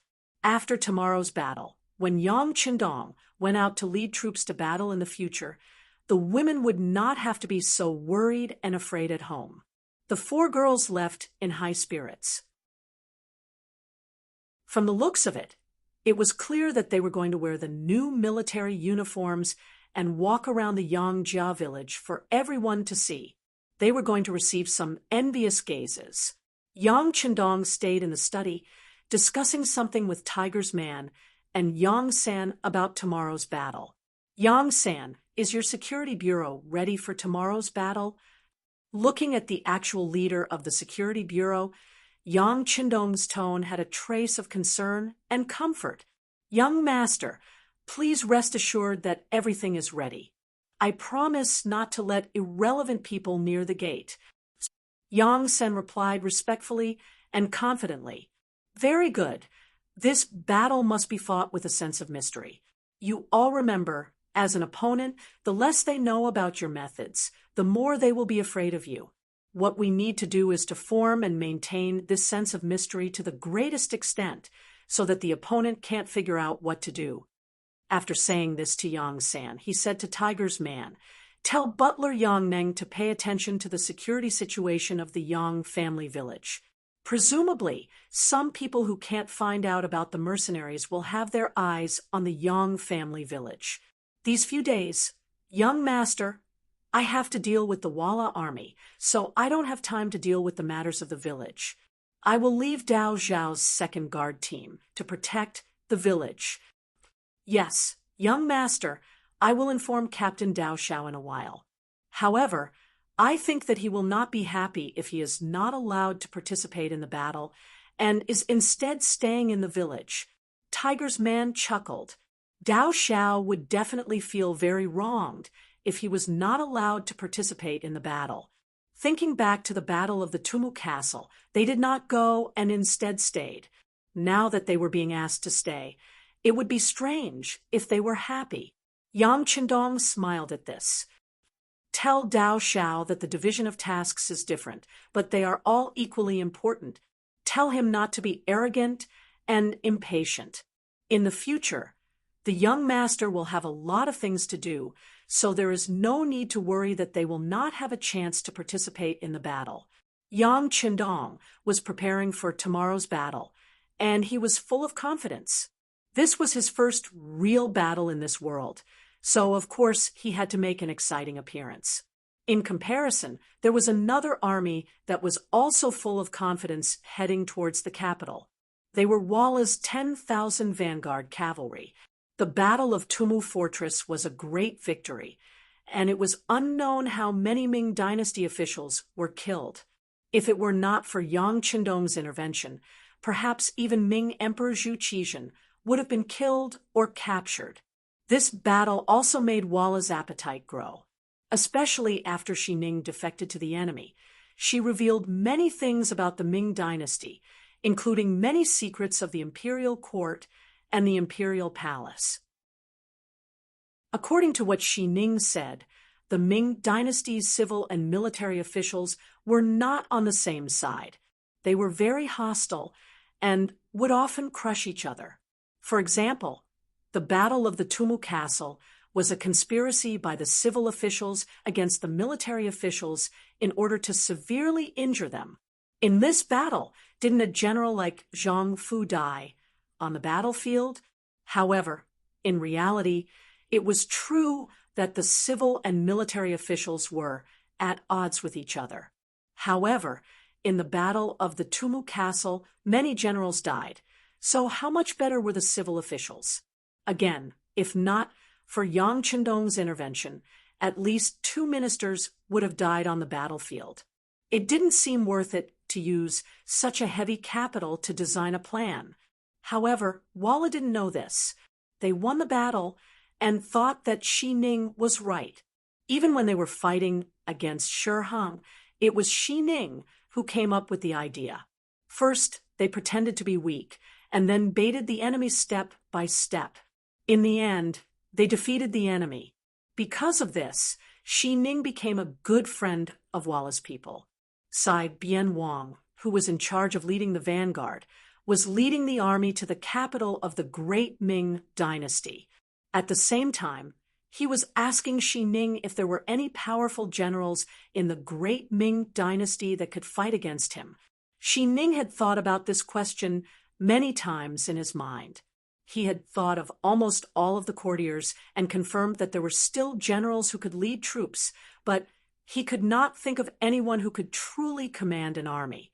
General, in the Battle of the Tumu Castle, the Ming dynasty's military officials were all killed. There is no one left who can fight against our Walla's army. In addition, Ingzong went to Nanjing to rebuild the imperial court. The Ming dynasty, which was divided into two, has nothing to fear. Oh, ha ha ha. Doesn't that mean that the Ming dynasty's capital is at our fingertips? The wealth and women there will all belong to our Walla. Ha ha ha. Shi Ning laughed wildly. He was imagining beautiful women in his arms, delicious food in his mouth, and piles of gold and silver. Shi Ning looked down on the Shi Ning, who only thought about wealth and women. A person who was too greedy couldn't achieve anything great. General, now that the Ming dynasty's army is empty and weak, what we should do now is to lead the army into the capital and then go all the way south until we occupy the entire Ming dynasty. Chapter 196. Yes, Brother Shi Ning is right. But this matter still requires Big Brother Yeshin's decision. I think it's better to enter the capital first. The competition king chuckled. On the surface, he seemed to believe Shi Ning's suggestion, but in reality, he was short-sighted and had limited knowledge. It would be difficult for him to achieve anything great. Seeing this clearly, Shi Ning simply didn't say anything more. Once the capital was truly conquered, Leader Yeshen would probably arrive soon. At that time, it wouldn't be too late to make a suggestion. At this time, both Sagan Wang and Shi Ning treated the capital of the great Ming dynasty as their own backyard. In their view, wherever the army arrived, the enemy would definitely surrender. But they did not know that Yang Qindong had been waiting for them for a long time. Another day, the sun slowly rose from the east. With the arrival of a new day, the capital was extremely quiet. Because of the fear of war, those who could leave had basically left. Those who stayed behind were those who didn't want to leave for various reasons. In Yang Qindong's words, those who stayed behind had a stable mentality. Even if the war started, they wouldn't easily cause trouble. With no one causing trouble in the capital, Yang Qindong had less to worry about, and he could focus on fighting the Tile army. Although he had the Yang Xie's new army and the world's most advanced firearms, he still had too few people, including the 100 cold vanguards, led by Xiao Feng. They only had 400 people. Facing an enemy dozens of times their number, they couldn't be careless. War had always been a very serious matter, and it was also the easiest thing to change. A careless mistake, or a problem in a link could directly change the outcome. Of course, Yang Qindong was still very confident in the Yang Xie's new army's cold vanguards. They were forbidden from doing anything, so there wouldn't be any problems. What he was worried about was the 10,000 city defense army that the emperor had given him, including the 5,500 soldiers from the warden's office. These people were used to running amok in the city. Bullying ordinary people was not a problem, but when faced with the elite Walla cavalry, it was hard to say what the result would be. Even when they were fighting in a favorable battle, it was doubtful whether they could achieve complete victory. Thus, early in the morning, Yang Qindong had called over the 5 commanders and led them to the north gate of the capital, the Desheng Gate, to stand on the gate tower. Along with the 5 commanders, there was a general called Yang Guang. He was originally the deputy commander. When Shiheng, the commander, lost the battle and disappeared, he naturally became extremely important. Yang Guang was quite capable. More importantly, he had a good attitude. When he saw Yang Qindong, he would call him Marquis, then Marquis. He felt very close. Under his lead, Sun Tong and the other commanders also changed from calling him Yang Ho to Marquis. Standing in front of Yang Guang, Sun Tong and the other 5 commanders, Yang Qindong pointed behind him, which was the empty space outside Desheng Gate. Before long, the Walla cavalry will appear here. A big battle is unavoidable. Everyone, are you afraid? Yang Chendong's tone was very calm, even cold. It was as if the appearance of the enemy was like a story, unable to stir up any waves in his heart. In comparison, the 6 commanders' expressions were not as good. Yang Guang and Sun Tong were still in a better state. At least they could still stand up straight. Tao Jin, Yang Jia, Gao Li, and Mao Fushou, the 4 commanders' faces, were obviously much uglier. If one looked carefully, their legs were trembling. In this month, the morning in the capital was not hot, but it was far from cold. However, the 4 of them were so nervous that they broke out in cold sweat. This was enough to show the fear in their hearts. Forget it. The 4 of you will follow what we said before. Each of you will lead 200 soldiers to maintain order in the city. But remember, before the enemy enters the city, there cannot be chaos in the capital. Otherwise, if there is a problem, the person who will be punished will be punished. Yang Chendong did not want Tao Jin and the other 3 to stay. Their presence was not only a good thing for the morale of the soldiers, it could also lead the other soldiers astray and make them feel afraid. Hearing that they did not have to face the Walla cavalry, Tao Jin and the other 3 heaved a sigh of relief. They clasped their fists and bowed to Yang Chendong before retreating from the tower. Only Yang Guang and Sun Tong were left. Yang Chendong said, "Vice Commander Yang, you are in charge of leading 5,000 cavalry to remain under the Dishing Gate. When the time comes, when I give the order, lead the army out of the city in pursuit. Remember, without Marquis's order, you are not to attack. Also, when you leave the city, do not go too far. 10 li is the limit. If you exceed this distance, immediately retreat. You understand?" Yang Guang, who was called out, was confused. From Yang Chendong's words, he was leading the cavalry out to chase after the enemy. Did he not need to fight a battle? If he did not fight, how could he be sure that the enemy would escape? If they did not escape, how could they chase after them? But while he was confused, military orders were like mountains. Yang Chendong was the commanding general personally appointed by Zhu Qiyu. Since there was a military order, he only needed to follow it. "Yes, please rest assured, Marquis, I will definitely act according to your orders." After saying this, Yang Guang clasped his fists and left to make preparations. 5,000 strong horses. This was a number that had been gathered after searching the city for a long time. It was also one of the strongest forces in the capital that everyone could see. Yang Guang also left, leaving behind Sun Tong, the commanding general, standing there with his chest puffed out and his head raised. He also had an imposing aura. In history, Sun Tong had chosen to rely on Jining. He had a glorious time, but in the end, his ending was very tragic. After understanding this part of history from the book, Yang Chendong realized that this person still had some ability. As long as he was guided well, he would become a good general. Thus, he intended to train him and keep him by his side. "Commander Sun, I'll leave the remaining 4,000 people in the warden's office to you. They are all placed above the Dishing Gate.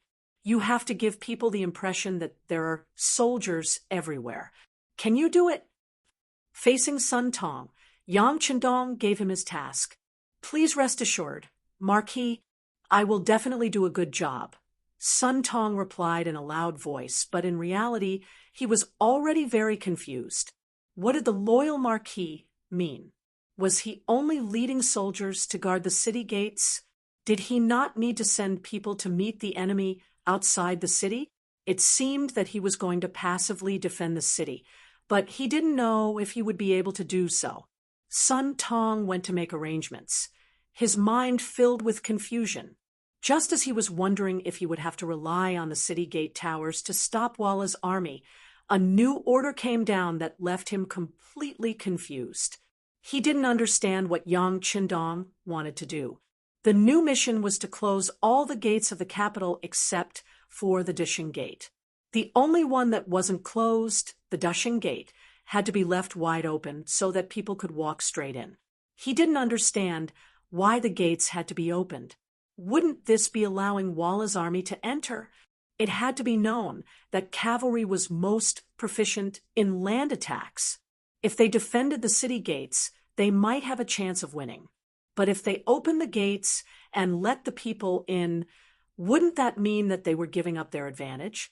This would only increase the difficulty of defending the city. Sun Tong, who couldn't understand, arranged for people to follow Yang Qindong's orders while ordering his trusted aide to inform eunuch Jining in the palace. The wheels of history were so similar. In his previous life, he had relied on Jining, and in this life, he was going to follow the same trend. In the palace, all the officials were summoned to the court. Compared to the usual court meetings, all the officials had lost the mood to submit memorials today.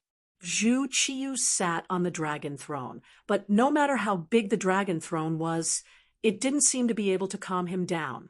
As if he was on pins and needles, he would move his but from time to time, vividly displaying his anxiety. In reality, he couldn't help but worry. If the capital fell, it would be the end of his reign as emperor. He would become the second emperor after Zhu Qiyu to be defeated by Walla, becoming a disgrace in the history of the great Ming dynasty. Whether he would become a lofty emperor, a prisoner, or even a dead man, all depended on how this battle to defend the capital was fought.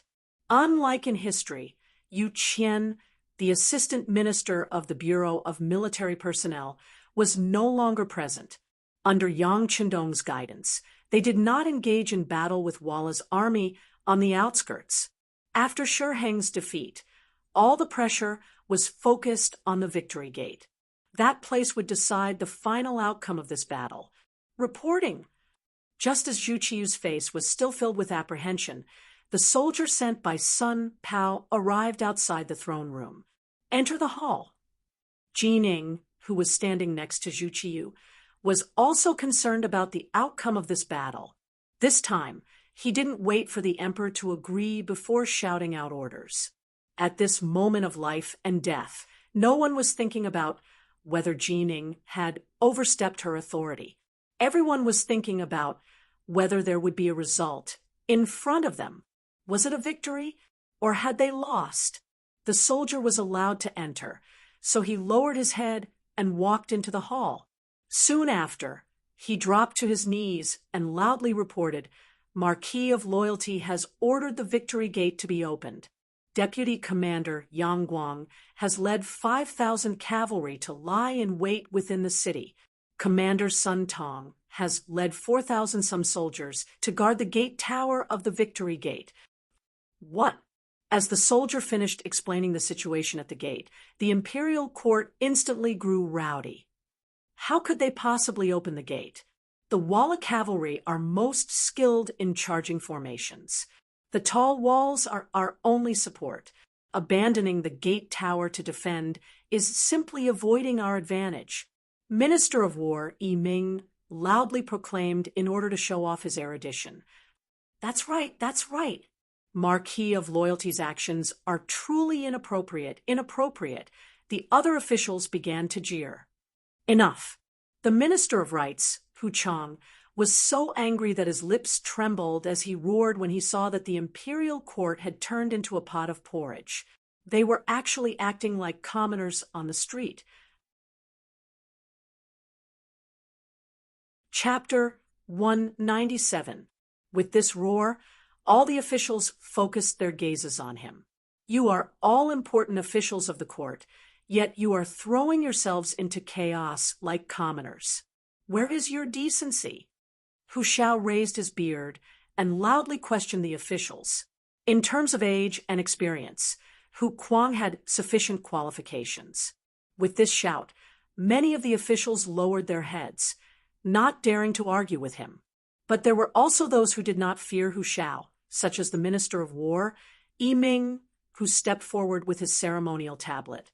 Minister, could it be that just because Yang Qindong is your grandson-in-law, You are protecting him like this? The Minister of Works, Sherpu, also stepped forward and said, Minister Hu, now is not the time to be thinking about family ties. That's right. When the country is in danger, we should consider the big picture and put family ties aside. The new Minister of Revenue, Jean Lien, also stepped forward and criticized Hu Xiao. After attending court for so many years, Hu Xiao had rarely been attacked by 3 ministers at once. But in the face of this situation, he had no intention of backing down. Instead, he looked at the 3 of them and said with disdain, "Oh, so the 3 of you should know how to fight, right? If that's the case, why didn't you step forward to shoulder the heavy burden when His Majesty was selecting great generals?"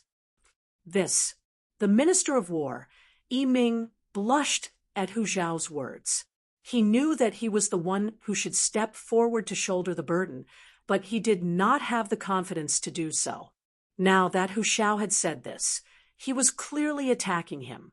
"Minister, we are talking about the matter of the Victory Gate opening without attacking. Please don't change the topic, okay? Could it be that Yang Qindong has already surrendered to the Walla, and as his grandfather, you will also benefit from it? Is that why you are speaking up for him?" Ming's attack touched on what everyone was most worried about. For a moment, the expressions of many officials changed. Even Zhu Qiyu, who sat on the dragon throne, turned ghastly pale. If what Minister Ming said was true, then wasn't he handing the capital over to the enemy? "Minister please conduct yourself with dignity." Seeing that the emperor and all the ministers were moved by Ming's words, Hu Xiao roared with a face full of anger. "Does Minister have any evidence for what he said?" "Evidence? Of course not. But why is the city gate open?" Ming couldn't help but gloat when he saw Hu Xiao getting angry. Originally, he wasn't even a third-rank official, but because of Zhu Qiyu's appreciation, he was given the position of Minister of War and became a second-rank official of the Great Ming dynasty.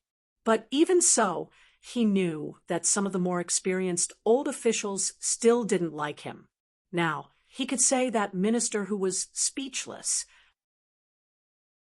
In the future, no one would dare to look down on him in court.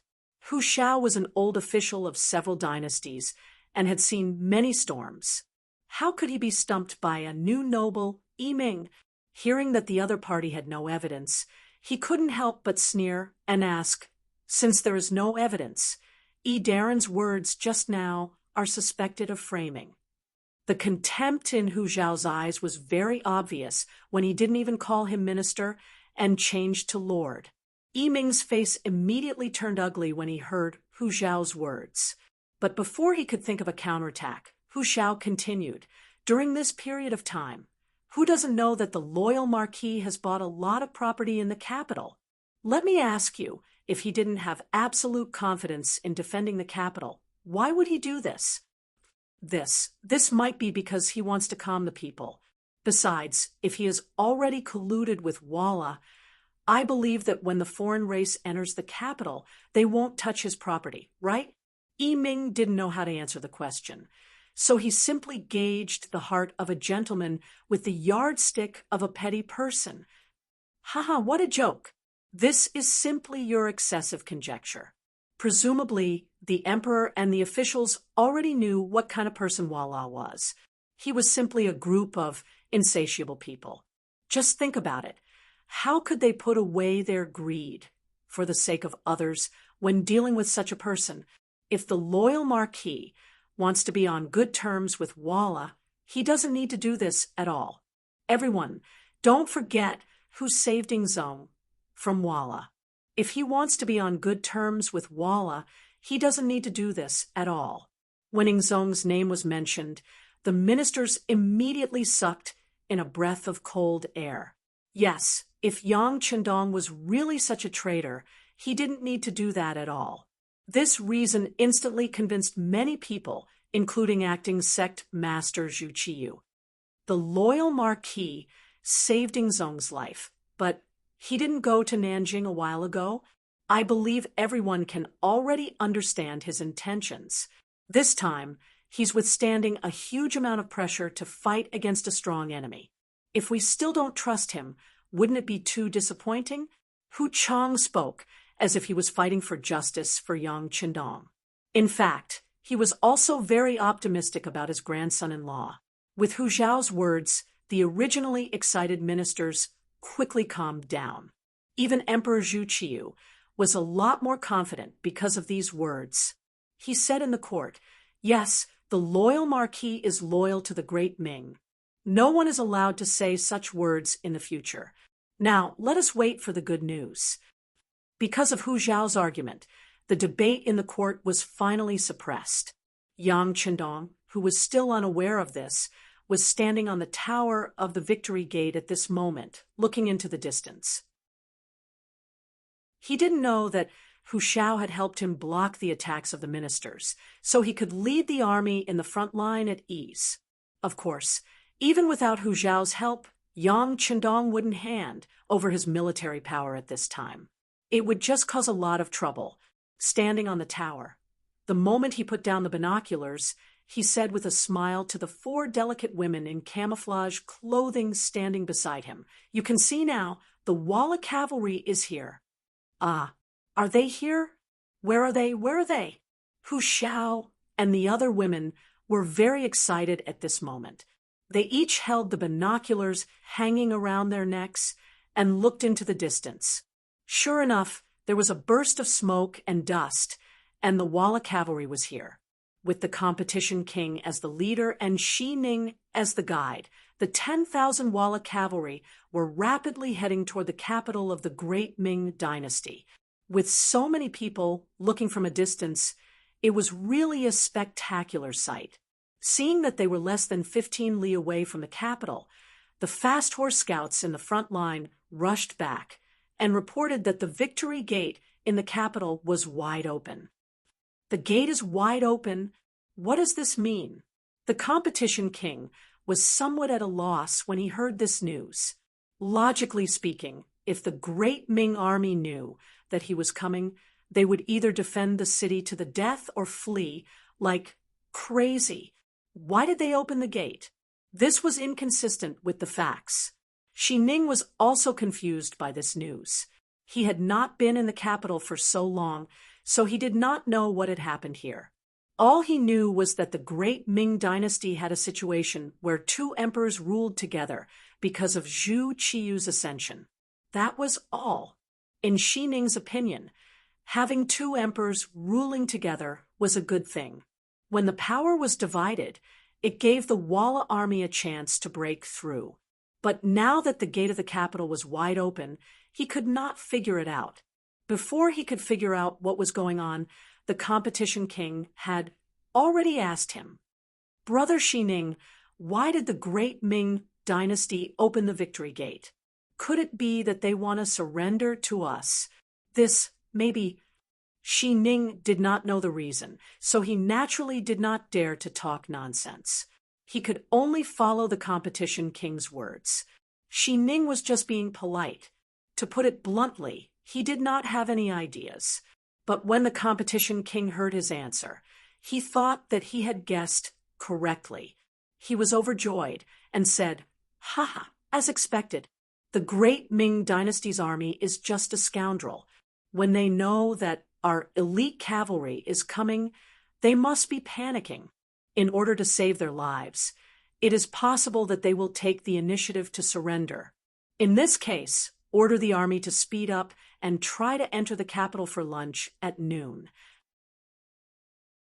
Hearing the order, the Walla cavalry was overjoyed and eager to go, but only Xi Ning felt that things were not so simple. However, he really could not think of a reason to do so, so he could only follow the army to the Victory Gate. "They are coming straight to us." On the city gate tower, Hu Yan jumped and said. Then she realized that her performance was a little rude, so she immediately walked to Yang Qindong's side with a red face. "Ha ha!" Seeing Hu Yan showing such a cute side, Yang Qindong laughed. He was more proud that the Walla army was coming to the Victory Gate according to his plan, which was what made him happy. There were only 10,000 city defense soldiers, and they were only a second-line army. Yang Qindong did not dare to have too much hope for them. But the capital of the great Ming dynasty was really too big. There were as many as 12 gates that could enter the city. How to concentrate the troops and lure the enemy to attack was the first thing to consider.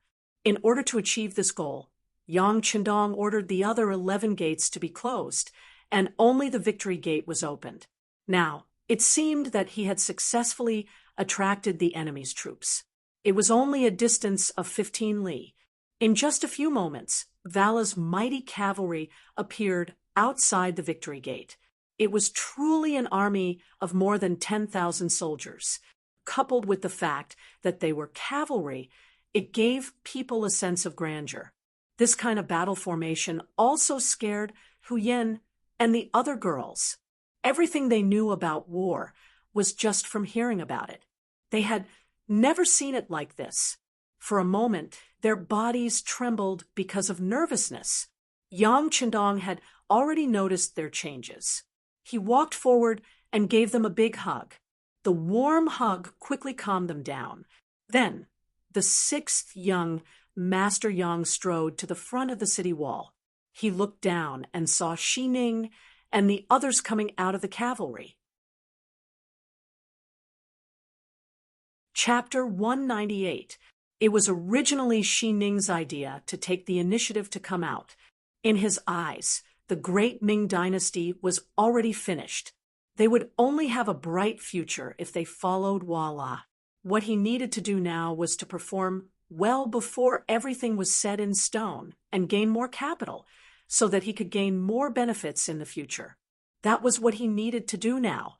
Therefore, when the army was 300 steps away from the gate, he took the initiative to ask to be the vanguard and talk to the great Ming Empire's garrison to see if they could enter the city without shedding any blood. For Xi Ning's request, the king of competition naturally agreed. When the two armies met, there was already danger. If someone wanted to take the initiative to volunteer, how could he not agree? Therefore, Xi Ning came to the Victory Gate with 2 Walla cavalry soldiers who were protecting him.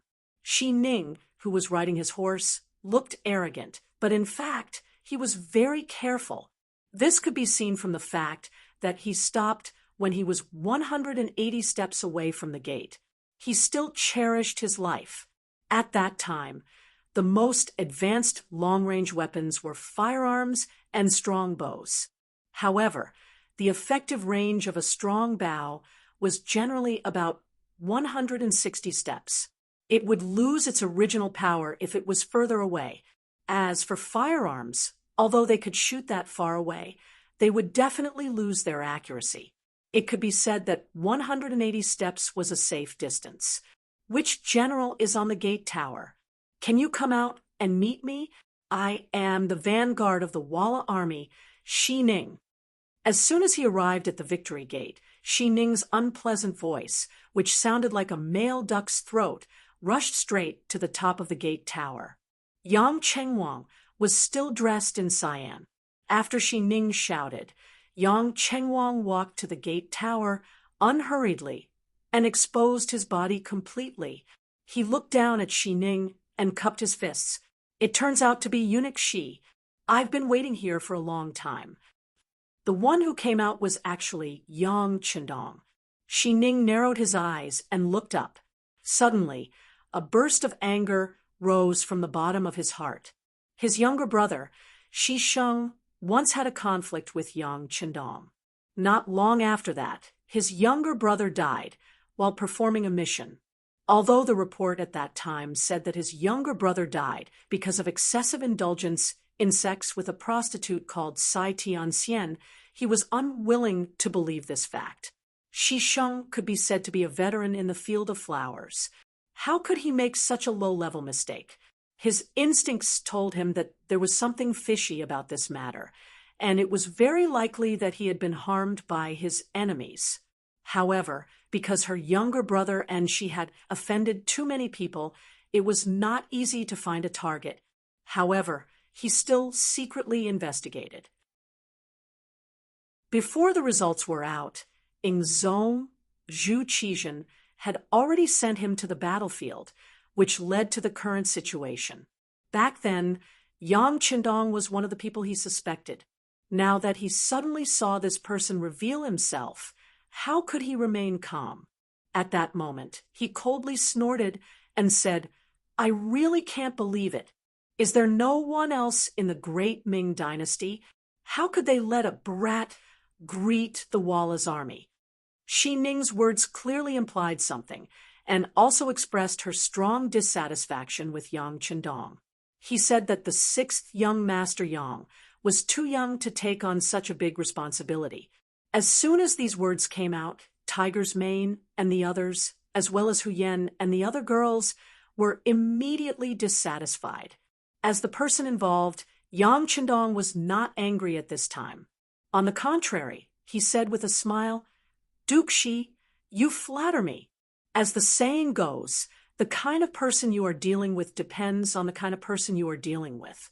Just like the Walla who doesn't know what's good for him and doesn't know how to repay kindness, the great Ming dynasty can send the young marquis to deal with him."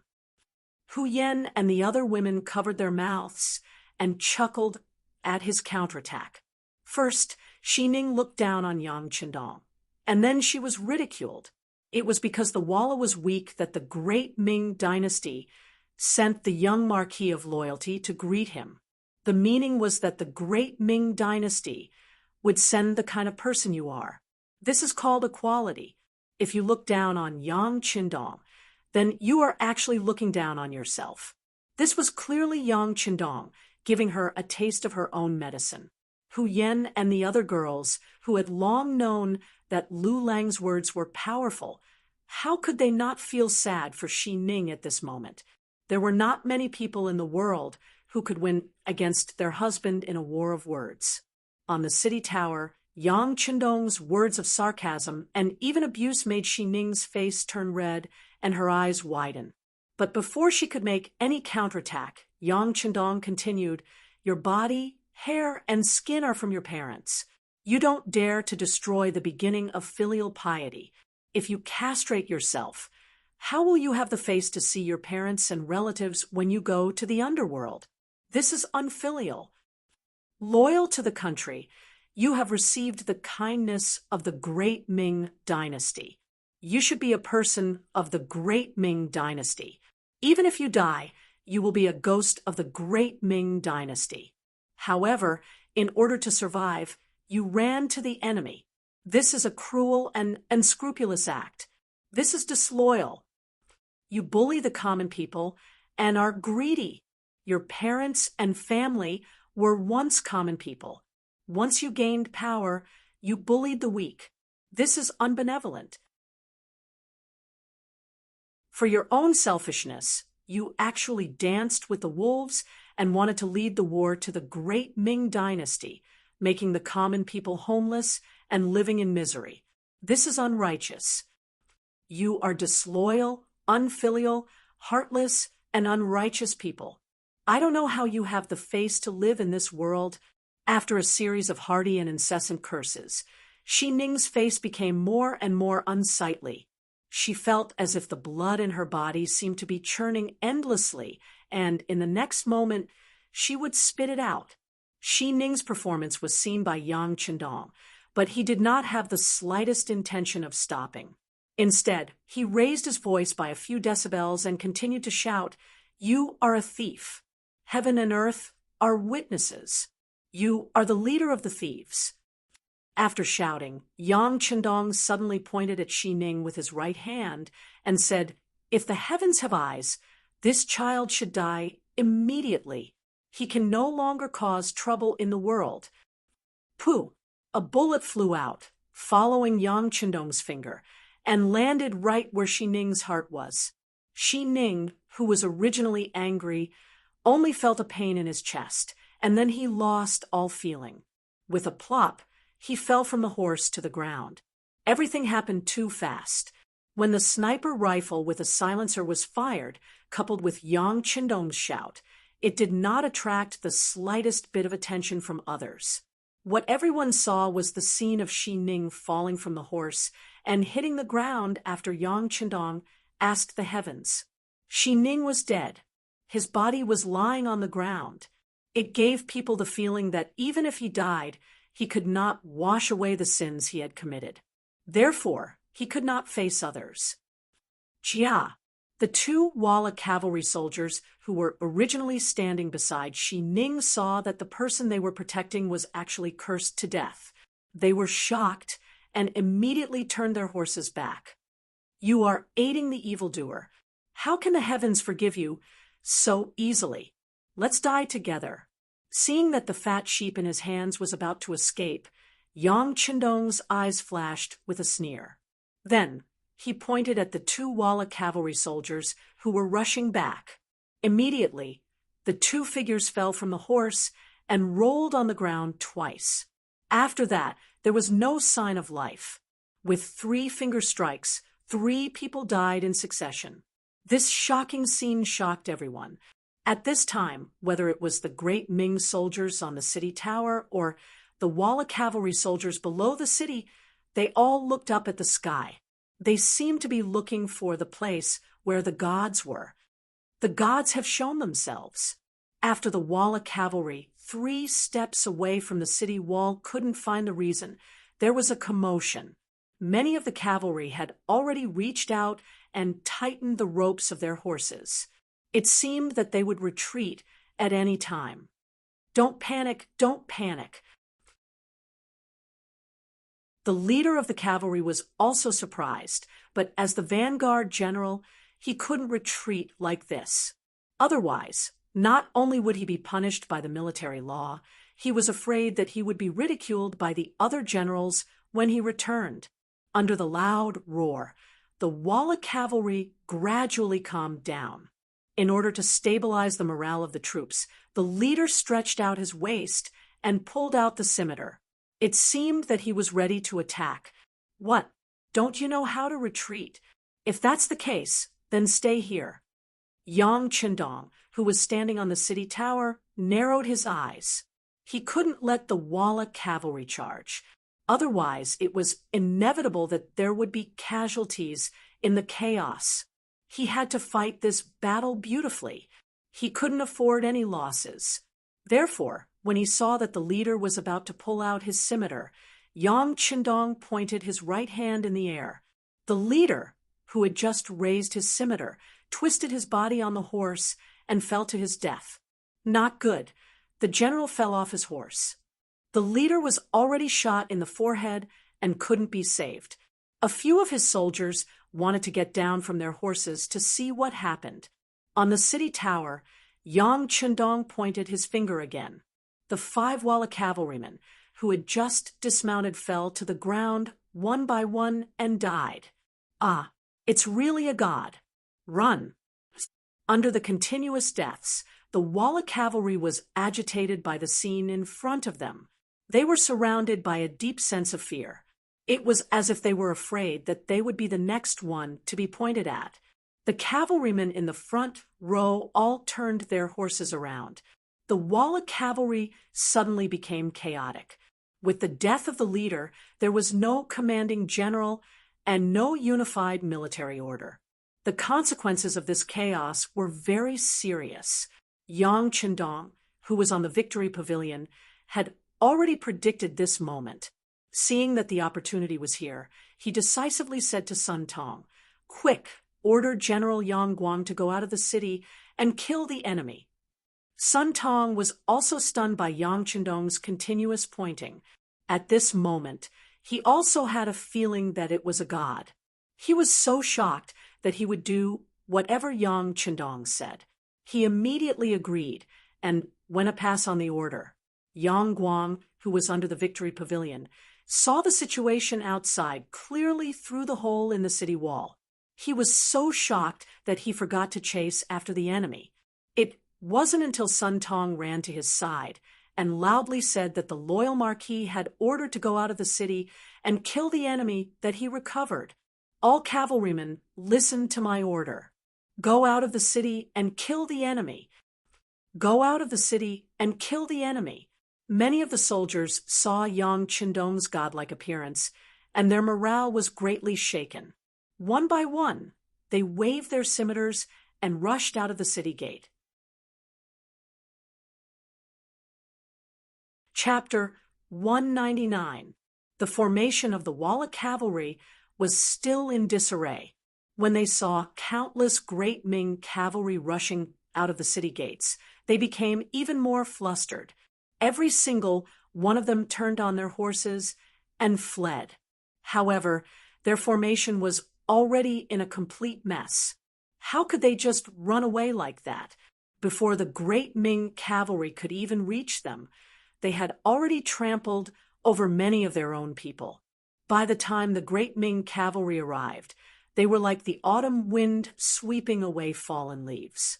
They only cared about covering their heads and fleeing like rats. No one dared to fight against the great Ming cavalry. This was a one-sided battle. With the death of their general and the loss of their morale, the Walla cavalry was completely routed. In this kind of situation, how could they possibly be a match for the great Ming cavalry whose morale was at its peak? For a time, the situation on the battlefield was completely one-sided. Standing on top of the city gates of the Victory Gate, one could see the Walla cavalry being slaughtered. There were even some Walla cavalry soldiers kneeling on the ground and begging to surrender. The facts proved that there was no army that was undefeatable. As long as one used the right method, they could be defeated and surrendered. Yang Guang waved his large blade and led the charge. Just the number of Walla cavalry soldiers killed by him exceeded 7. Under his leadership, the majority of the great Ming cavalry also managed to kill a few. In the end, they were already 15 li away from the city gates. At this moment, Yang Guang suddenly remembered the words of the loyal Marquis. He immediately stopped his horse and gave up on the pursuit. Instead, he turned around and began to clean up the battlefield. Hee. With the situation settled, Yang Qindong revealed a hearty smile. He was in a good mood as he waved at Hu Yen and the others. Come, let's go back to the immortal abode to eat. Let's go. Hu Yen and the others didn't show the slightest bit of fear. After seeing the brave side of their husband, the fear in their hearts had long flown beyond the highest heavens. Marquis Yang, the war isn't over yet. Sun Tong saw that Yang Qindong was about to leave and hurriedly stood in front of him with a pleading expression. Isn't today's war already over? Oh, that's right. You can also bring your subordinates to capture captives now. That's a great contribution. After we clean up the battlefield, we can report to the emperor. As for Marquis, he is a little tired and should go back and rest. When the main force of the Walla arrives, Marquis will appear. After saying this to Sun Tong, Yang Qindong, and the 4 madams went back to the Victory Gate. Tiger's Mane, Beta Persei, and Chiovi's first guard team protected him as they gradually disappeared from Sun Tong's sight. Seeing Yang Qindong leave in such a carefree manner, Sun Tong felt a little regretful. He regretted that he did not seize the opportunity to associate with the loyal Marquis, and regretted that he sent the information that the city gates were wide open to the emperor. Since the deed had already been done, he could only think of a way to make up for it in the future. As for now, of course, he had to lead the troops to capture the captives. Just as Yang Qindong had said, this was a great contribution. Normally, they wouldn't even encounter it. So how could they let it go now that they had encountered it? Sun Tong rushed down the tower with more than 4,000 people and rushed to the front of the Walla cavalry, who were kneeling on the ground.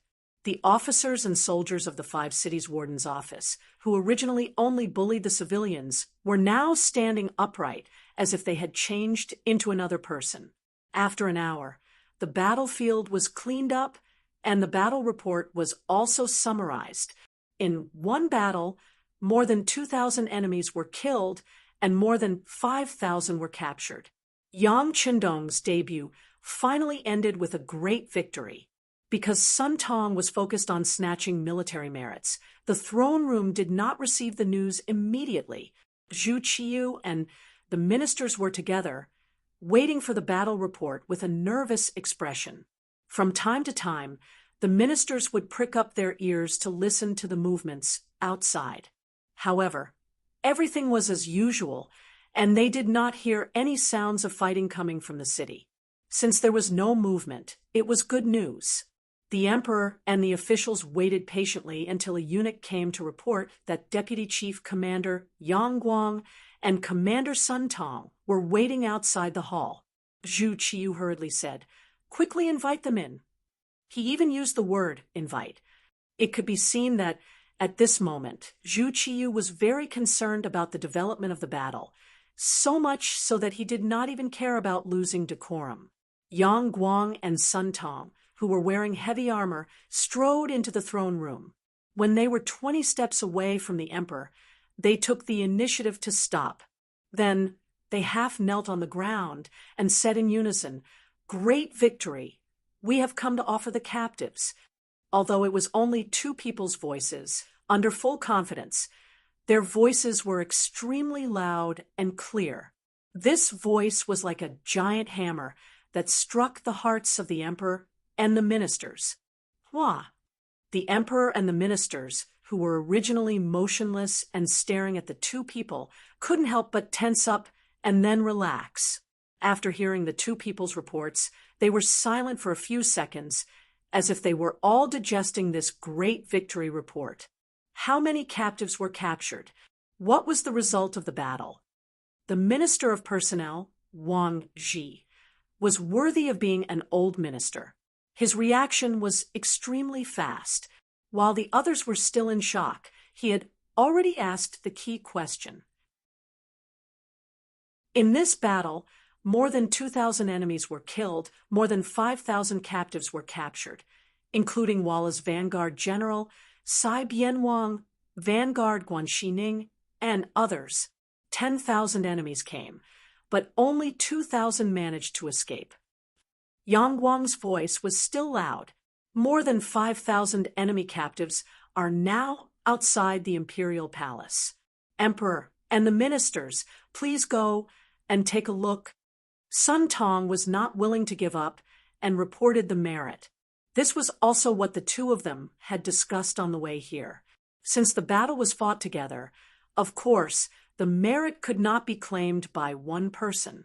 In any case, the merit was big enough, so it was not a big deal to have one more person share the burden. In this battle, our army did not have any casualties. We killed the enemy like the autumn wind sweeping away the fallen leaves.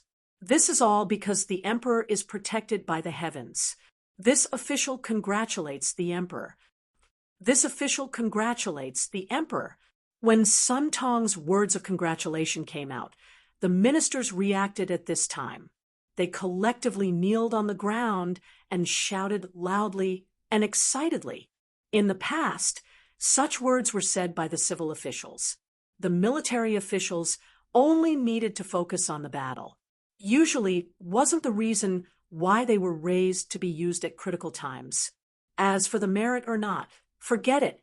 Even if they were military officials, it was their responsibility to win the battle. Did you not see Duking Zhangfu's example? When there was a battle, there was limitless glory.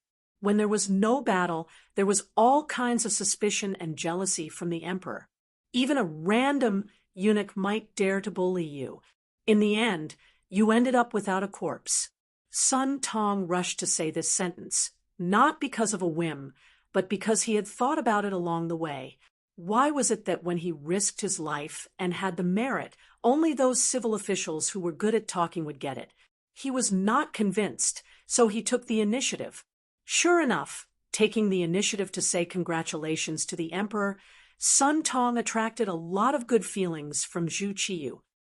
Good, very good. General Yang and General Sun have worked hard.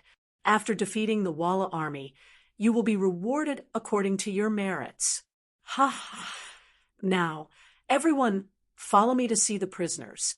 Zhu Qiyu, who was originally nervous and clenched his hands until they turned white, could finally put down his high-hanging heart at this moment. At this moment, he was also in a good mood.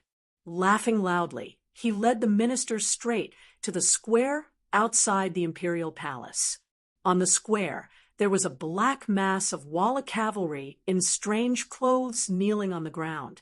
They all had their heads lowered, their faces dispirited. Some of them were even trembling slightly to show that their hearts were not calm at this moment, and were even a little scared. It was no wonder that they were so nervous. Previously, when Yang Qindong stretched out his finger at the victory gate, one by one, the Walla cavalry fell to the ground and died.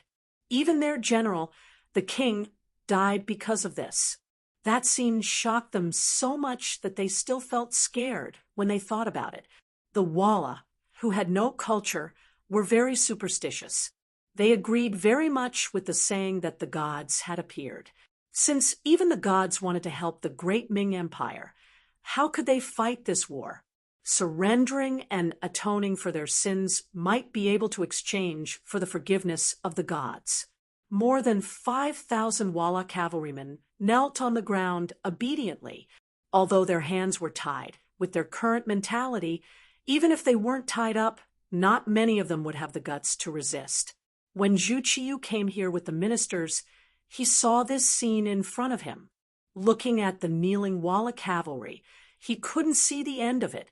The square, which originally looked very wide, was now very crowded. The great Ming Empire soldiers and the Walla's surrendered soldiers were all over the ground.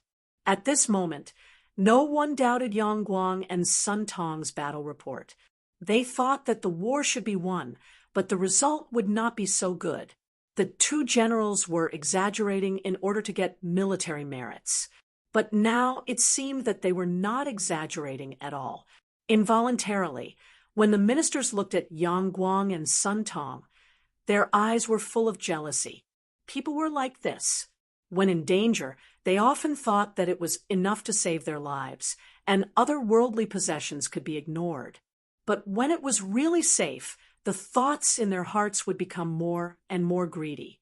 This was just a victory, and the Walla's main force had not suffered much damage, but some ministers were thinking about how to get benefits from it.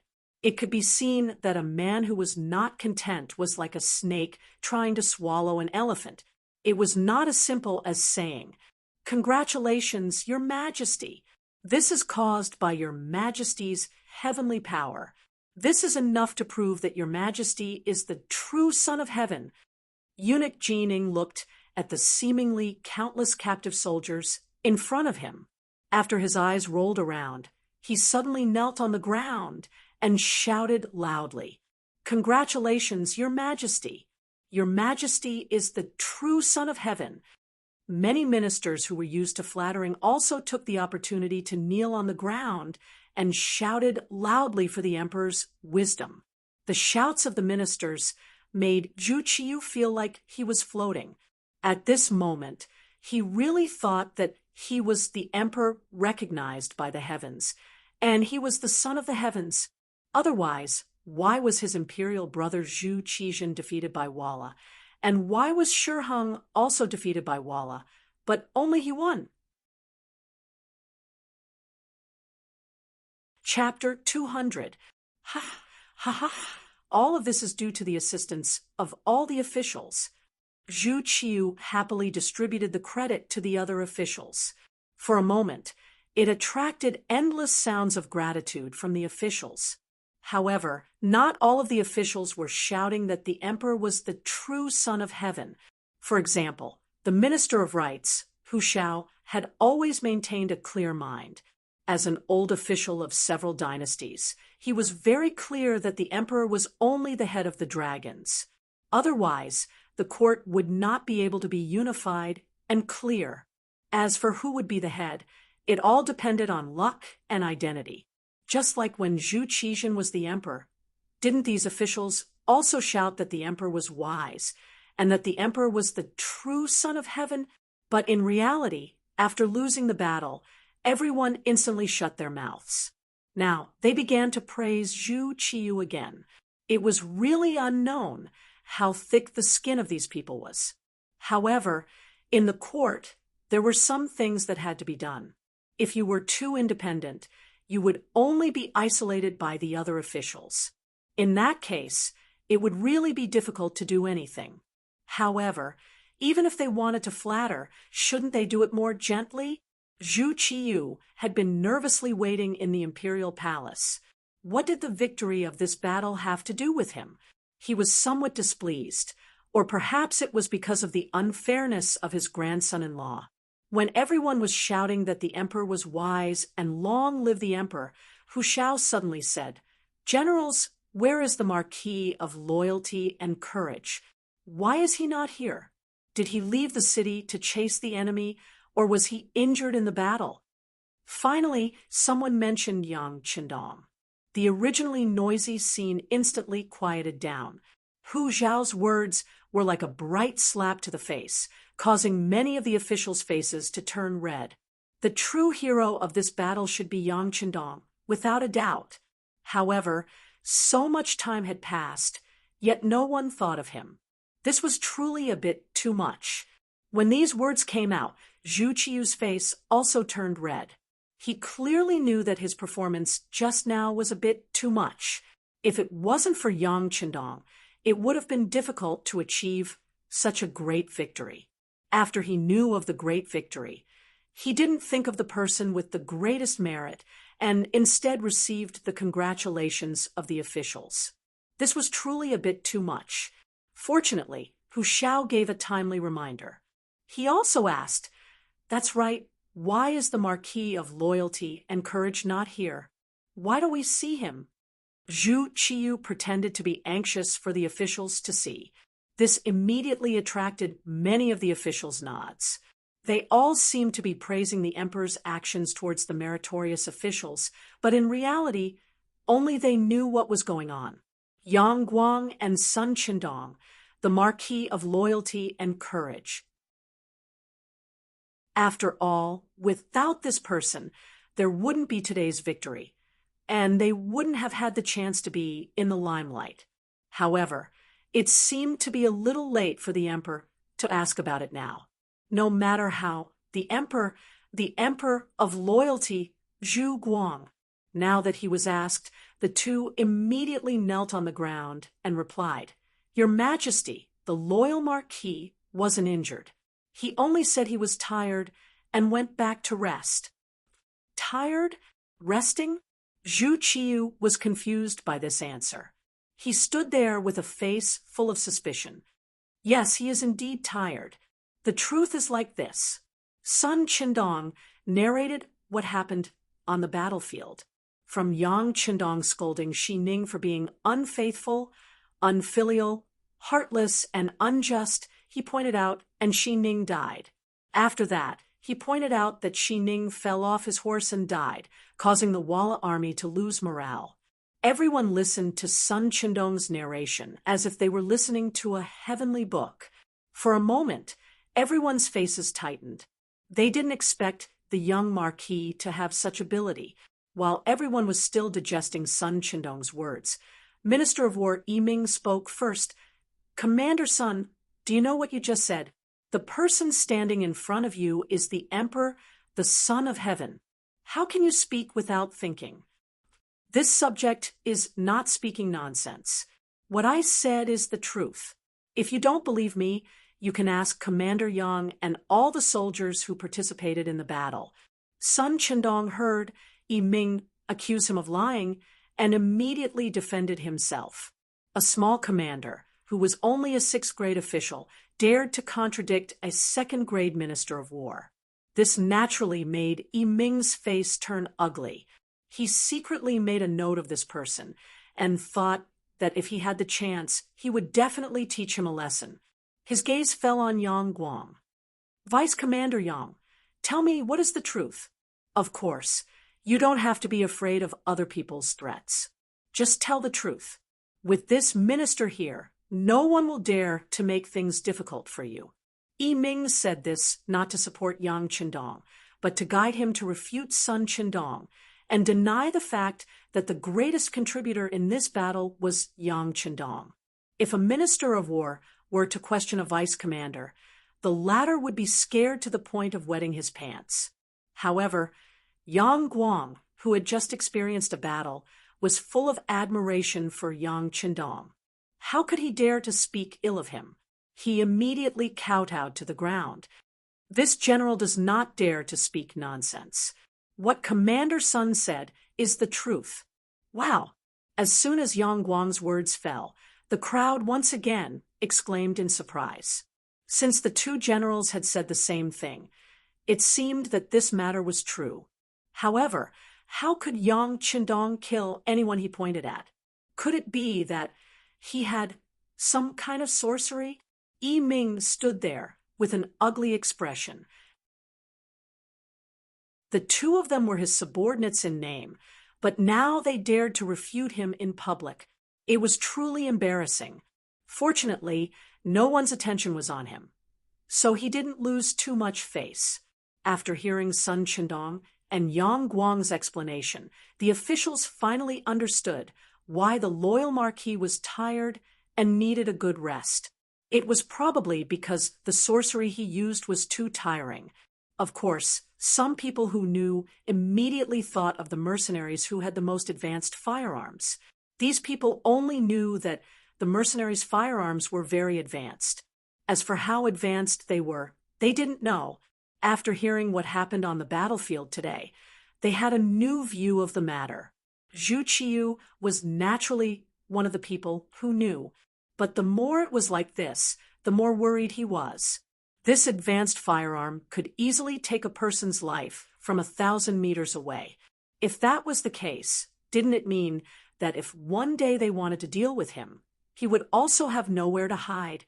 As soon as this thought appeared, it was like a large stone pressing down on him, making it hard for him to breathe. He even felt a little restless.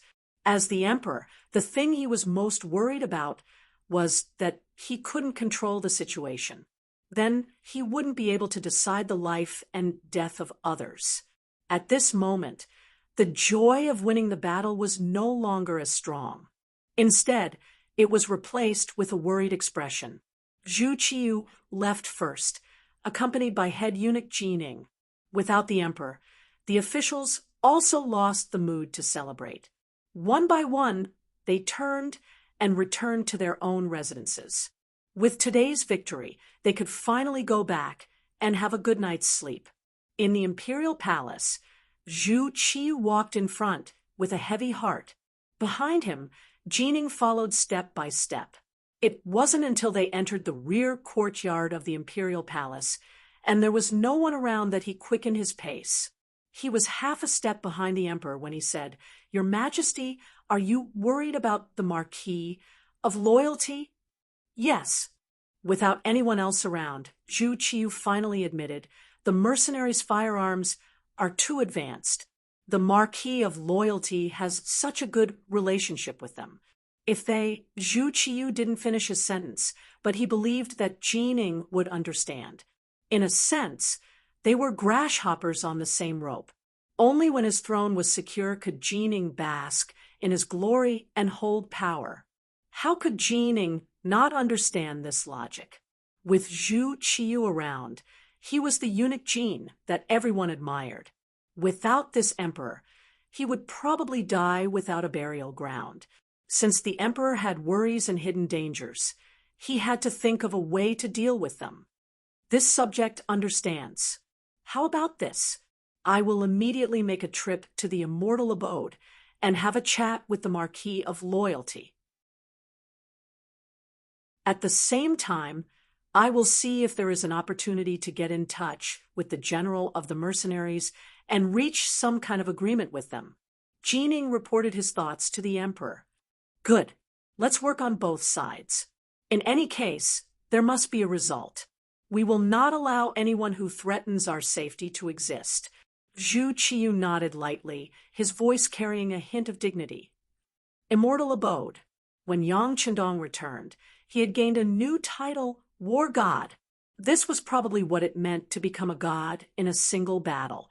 With just a few pointers, he had created his own legend.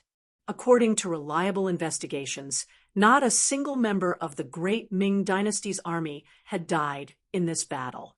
Only a dozen or so people had been injured in the pursuit because they had been too excited. The achievement of repelling 10,000 enemies with 0 casualties was worthy of this title. This was the benefit of having a weapon that transcended time.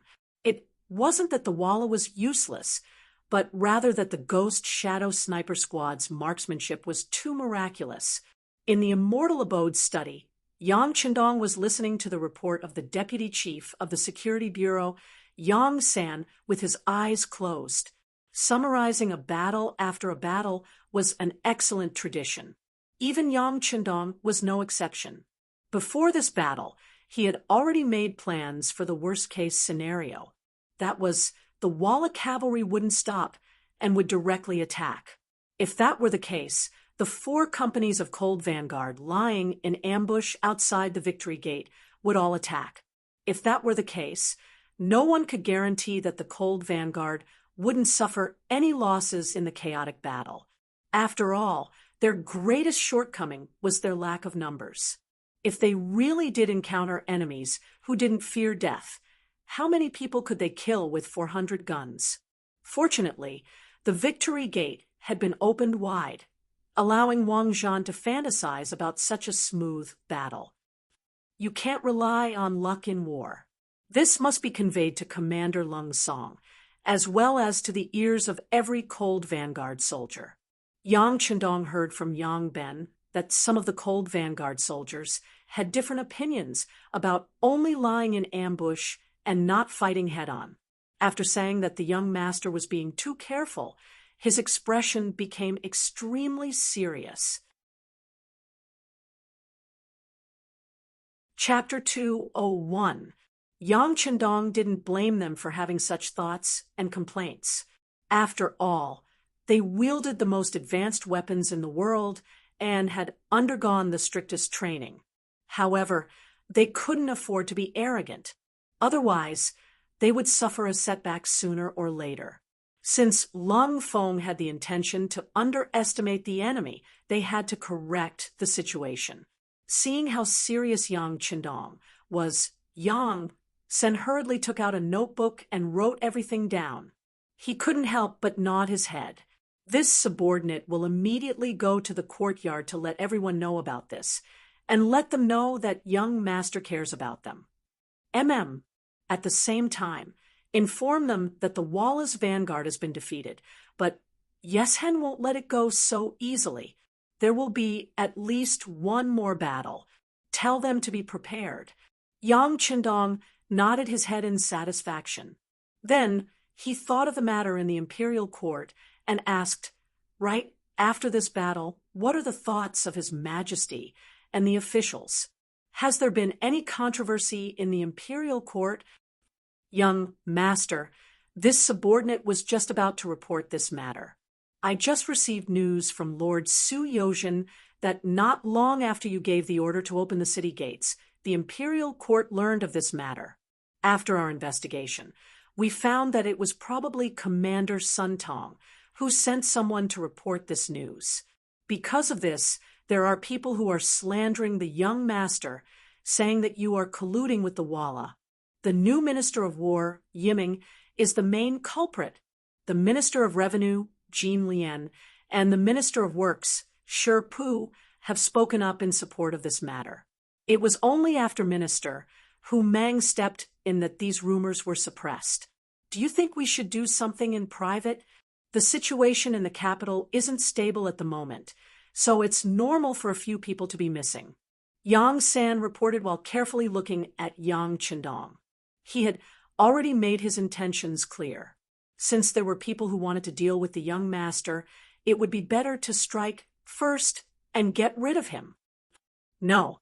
Yang Chendong quickly shook his head upon hearing Yang San's thoughts. The great Ming dynasty's problems don't completely originate from the imperial court. These people are just representatives of Confucianism. Even if all the ministers in the court are arrested, there will still be people who will be re-elected. This is simply a problem with the system. There is no end to killing people. Yang Qindong was very clear in his heart, looking at the history of China. Ever since the Han Dynasty revered only Confucianism, the disciples of the Confucian sect were the privileged class, high and mighty. Over the years, they had become accustomed to it. They monopolized education and the officialdom. They were corrupt, conservative, and stubborn. However, they were so powerful that even the emperor had to give face to them. Often, they would support things that were beneficial to them and oppose things that were not. Yang Qindong's appearance was a threat to them. It was just that the fight had not reached the root of the problem yet, so it had not escalated to the extreme. This was also one of the important reasons why Yang Qindong only developed in the business world. Yang Bao's distribution, Immortal Abode, and Sky Beyond Heaven's hot sales, plus the Yang family's bank that was going to be established soon, gave people the feeling that they were thinking of ways to earn money.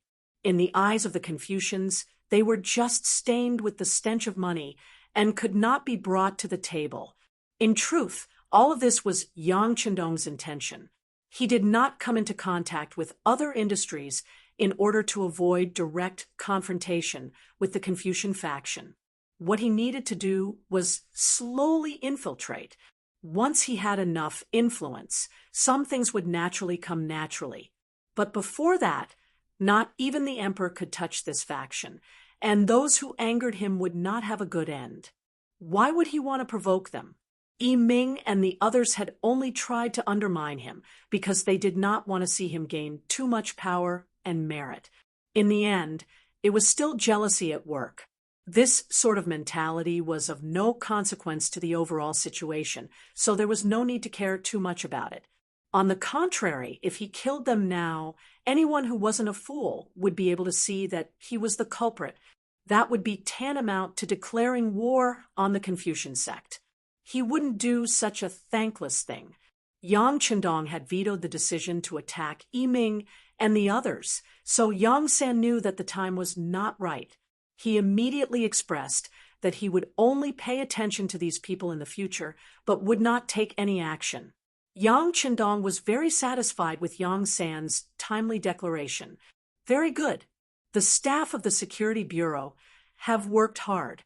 How about this? When you go out, go to the Chief of Tiger's Mane and get 1,000,000 taels of silver to reward your brothers. Young master, there is still enough silver. Yang San waved his hand, wanting to refuse. In fact, the Security Bureau had never lacked silver. All of this was because Yang Qindong had said that if they wanted to establish an excellent intelligence system, they had to be willing to spend silver. Thus, a steady stream of silver flowed into the Security Bureau. With enough silver, it was much easier to do things with half the effort. Just this treatment alone had attracted the envy and jealousy of many people in the Yang family. However, this matter was requested by Yang Qindong, so even if others had some thoughts, they did not dare to say anything publicly. The Security Bureau was not in the eyes of some of the senior officers of the Yang Consortium's new army, but Yang Qindong's weight and authority were not to be questioned. All right, it's settled then. Go and do your work. Without giving Yang Ben a chance to refuse, Yang Qindong waved his hand and gestured for him to leave. Yang San was touched. He knew that the young master felt sorry for his brothers in the Security Bureau. After all, the members of the Security Bureau were sometimes like mice that could not see the sun. Most of them lived in the dark. In order to keep their identities secret, they could not contact their families, get married, and have children. They had to give up all their youth. Sometimes, in order to obtain important information, they had to work hard for a few months, half a year, or even longer. Giving more silver was one of Yang Qindong's ways of compensating them. Yang Sen suddenly raised his right hand and gave a standard military salute before leaving the study. Not long after, Tiger's mane strode in.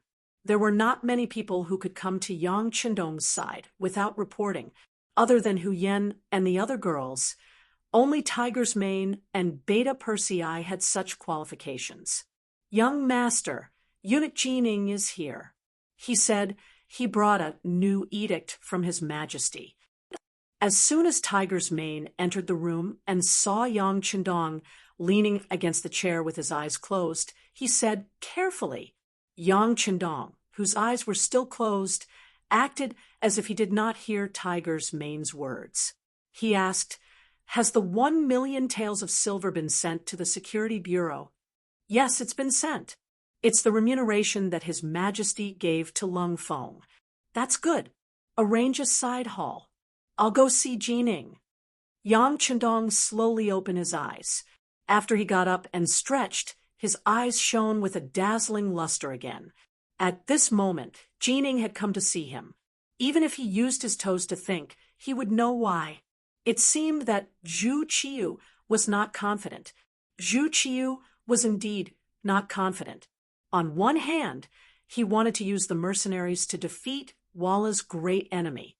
On the other hand, he was worried that the mercenaries would threaten his safety after their victory, to guard against people, and to use people at the same time.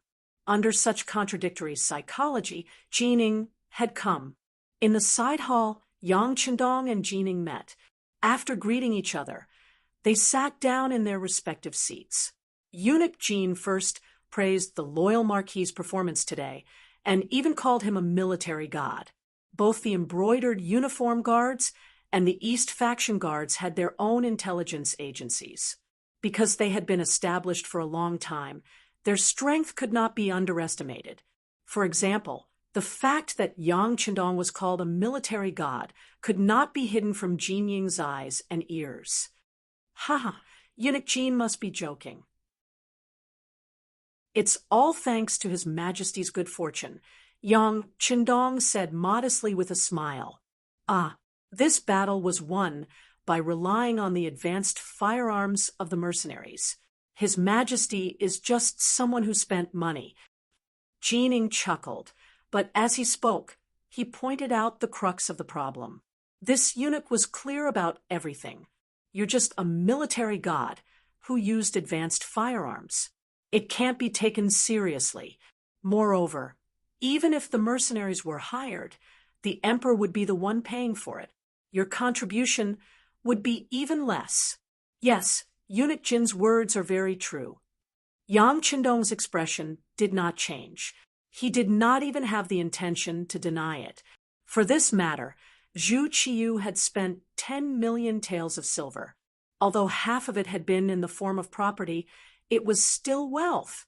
The fact that Yang Chendong had so easily admitted it made Jining feel like he had punched cotton, and his complexion turned rather nasty. When he had come, he had already prepared himself for Yang Chendong to ask for a reward. He had even prepared the words of reprimand, so that he could use this opportunity to suppress this marquis of loyalty and valor. But Wang Chendong had no intention of asking for a reward, so what could he do? He couldn't just go and reprimand a meritorious subject without a word. If he did that, he would be going too far. After all, the main force of the Walla had yet to arrive at the capital. If he got rid of the donkey after it had left the millstone, and he couldn't deal with the mercenaries, wouldn't the capital be in danger? He could not bear such a heavy responsibility. Yang Chendong's low profile and modesty had ruined Jinying's plans.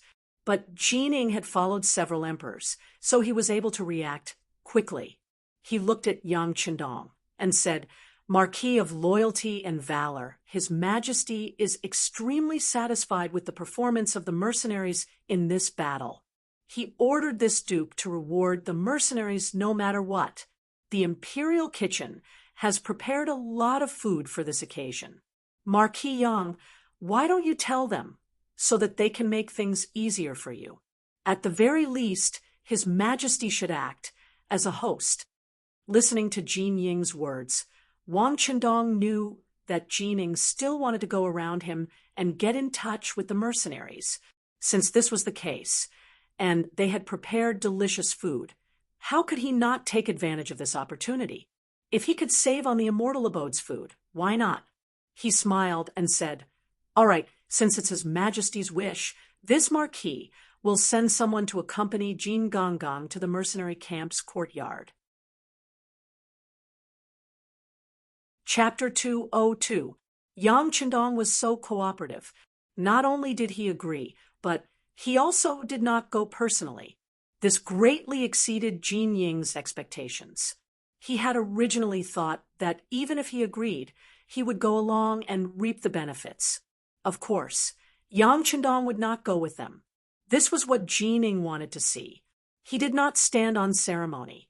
"In that case, I'll have to trouble you, Duke of Loyalty." "Ha, no problem, no problem."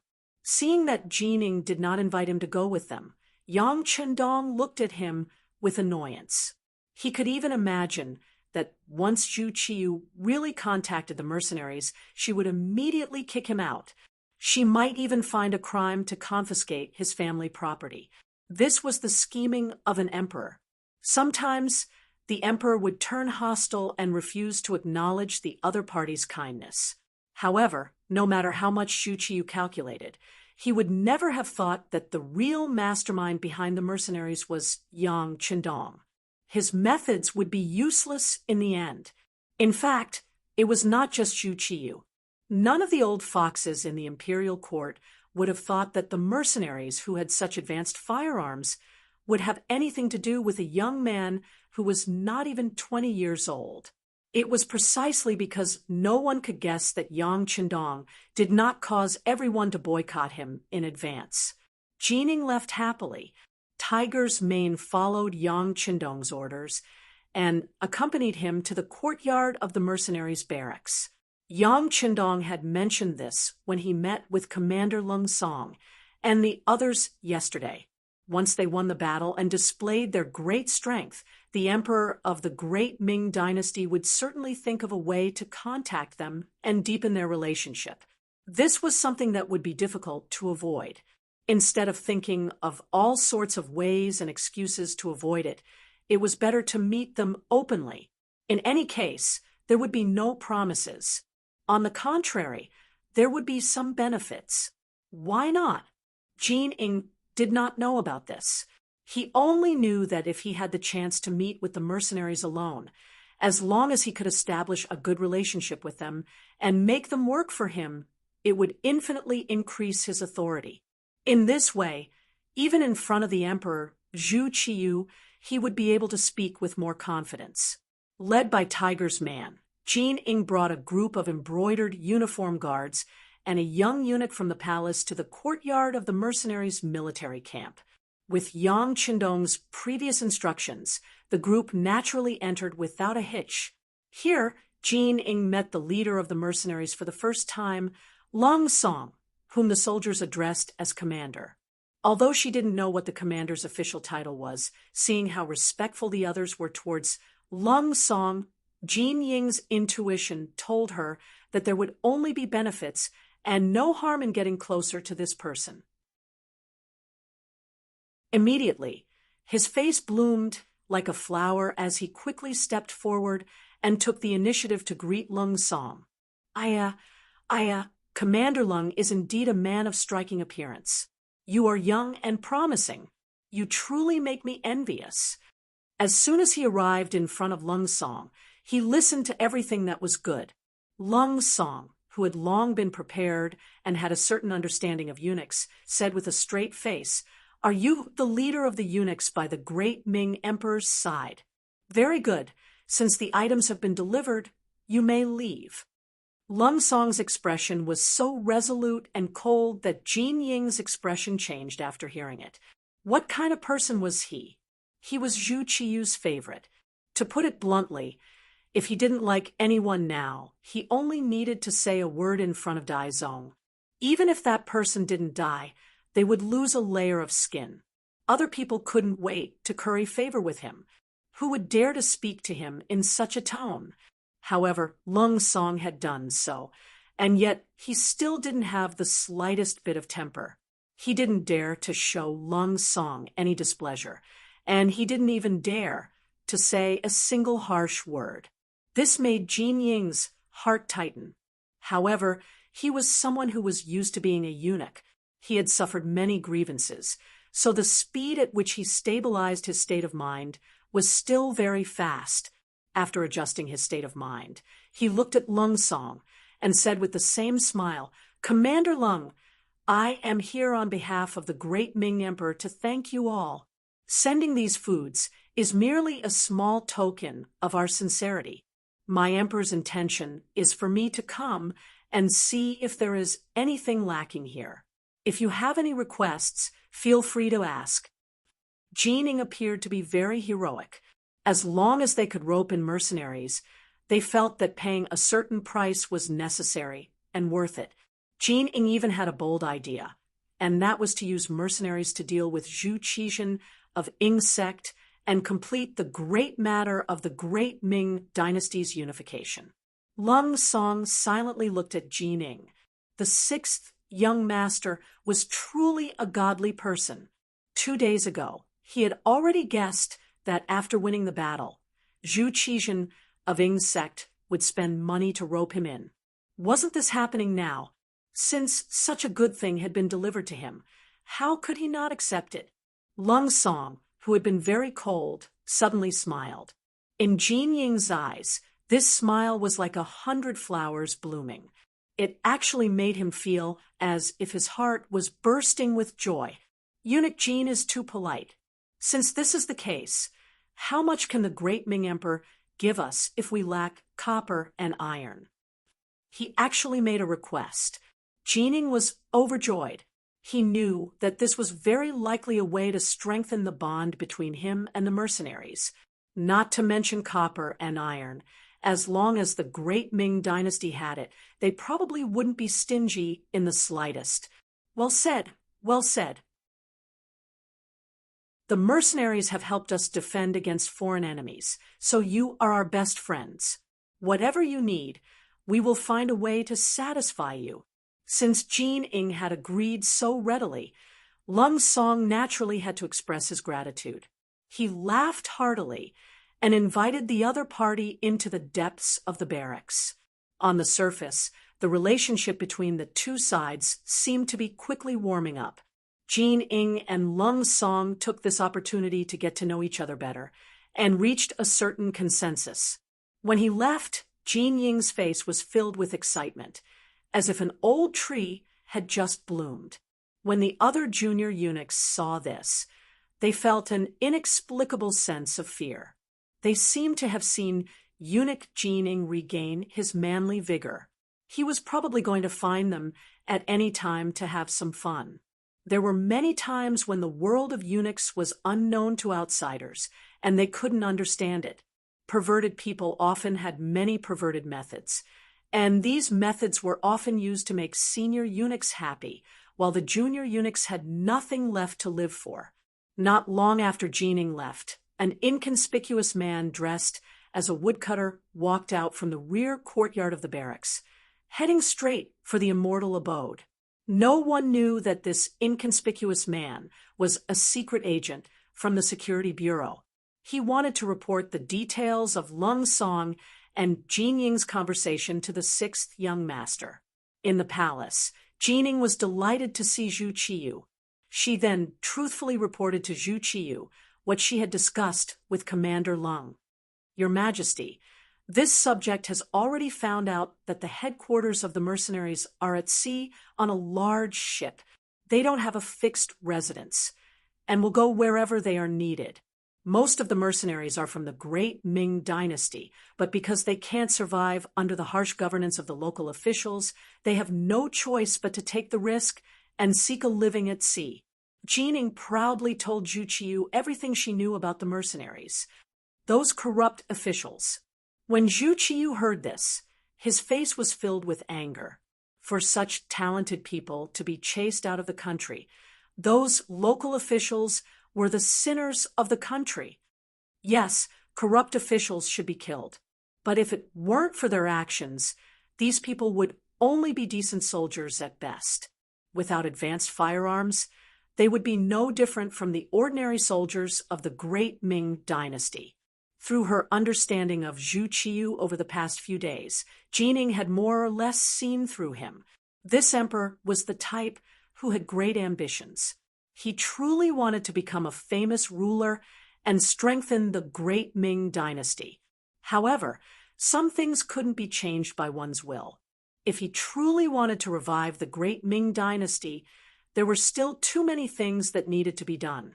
How to strengthen the great Ming dynasty was a grand goal to begin with. It was difficult to explain in a short amount of time. Jining wanted to talk about the problem at hand. So Gu Qing continued, "Your Majesty, it's because of the advanced firearms that these mercenaries possess undefeatable battle prowess."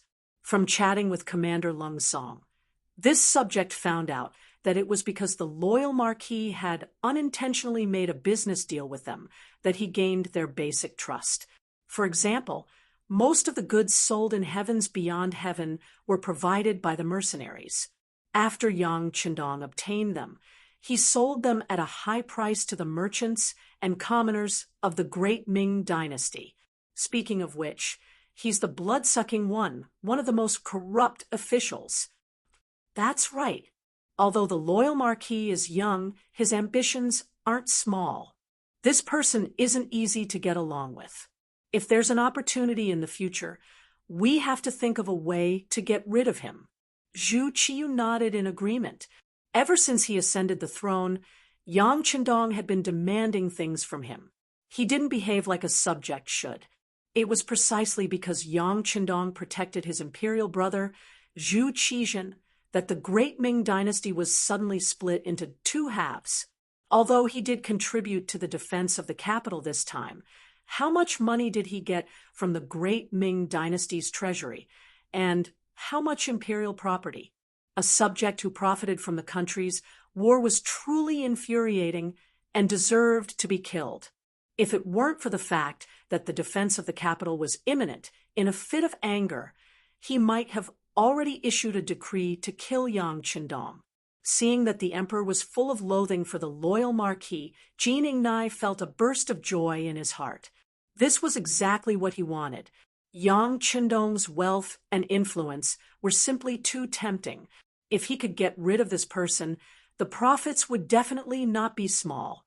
Most importantly, if he got rid of this person, he would be able to privately contact the mercenaries and become the link and bridge between them and the great Ming dynasty's commerce. At that time, would he still have to worry about a steady flow of money? Yes, Your Majesty is right. However, these are all trivial matters at the moment. How to maintain a close relationship with the mercenaries is the most important thing. This subject thinks like this.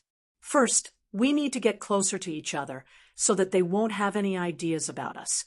Second, we need to make them work for us.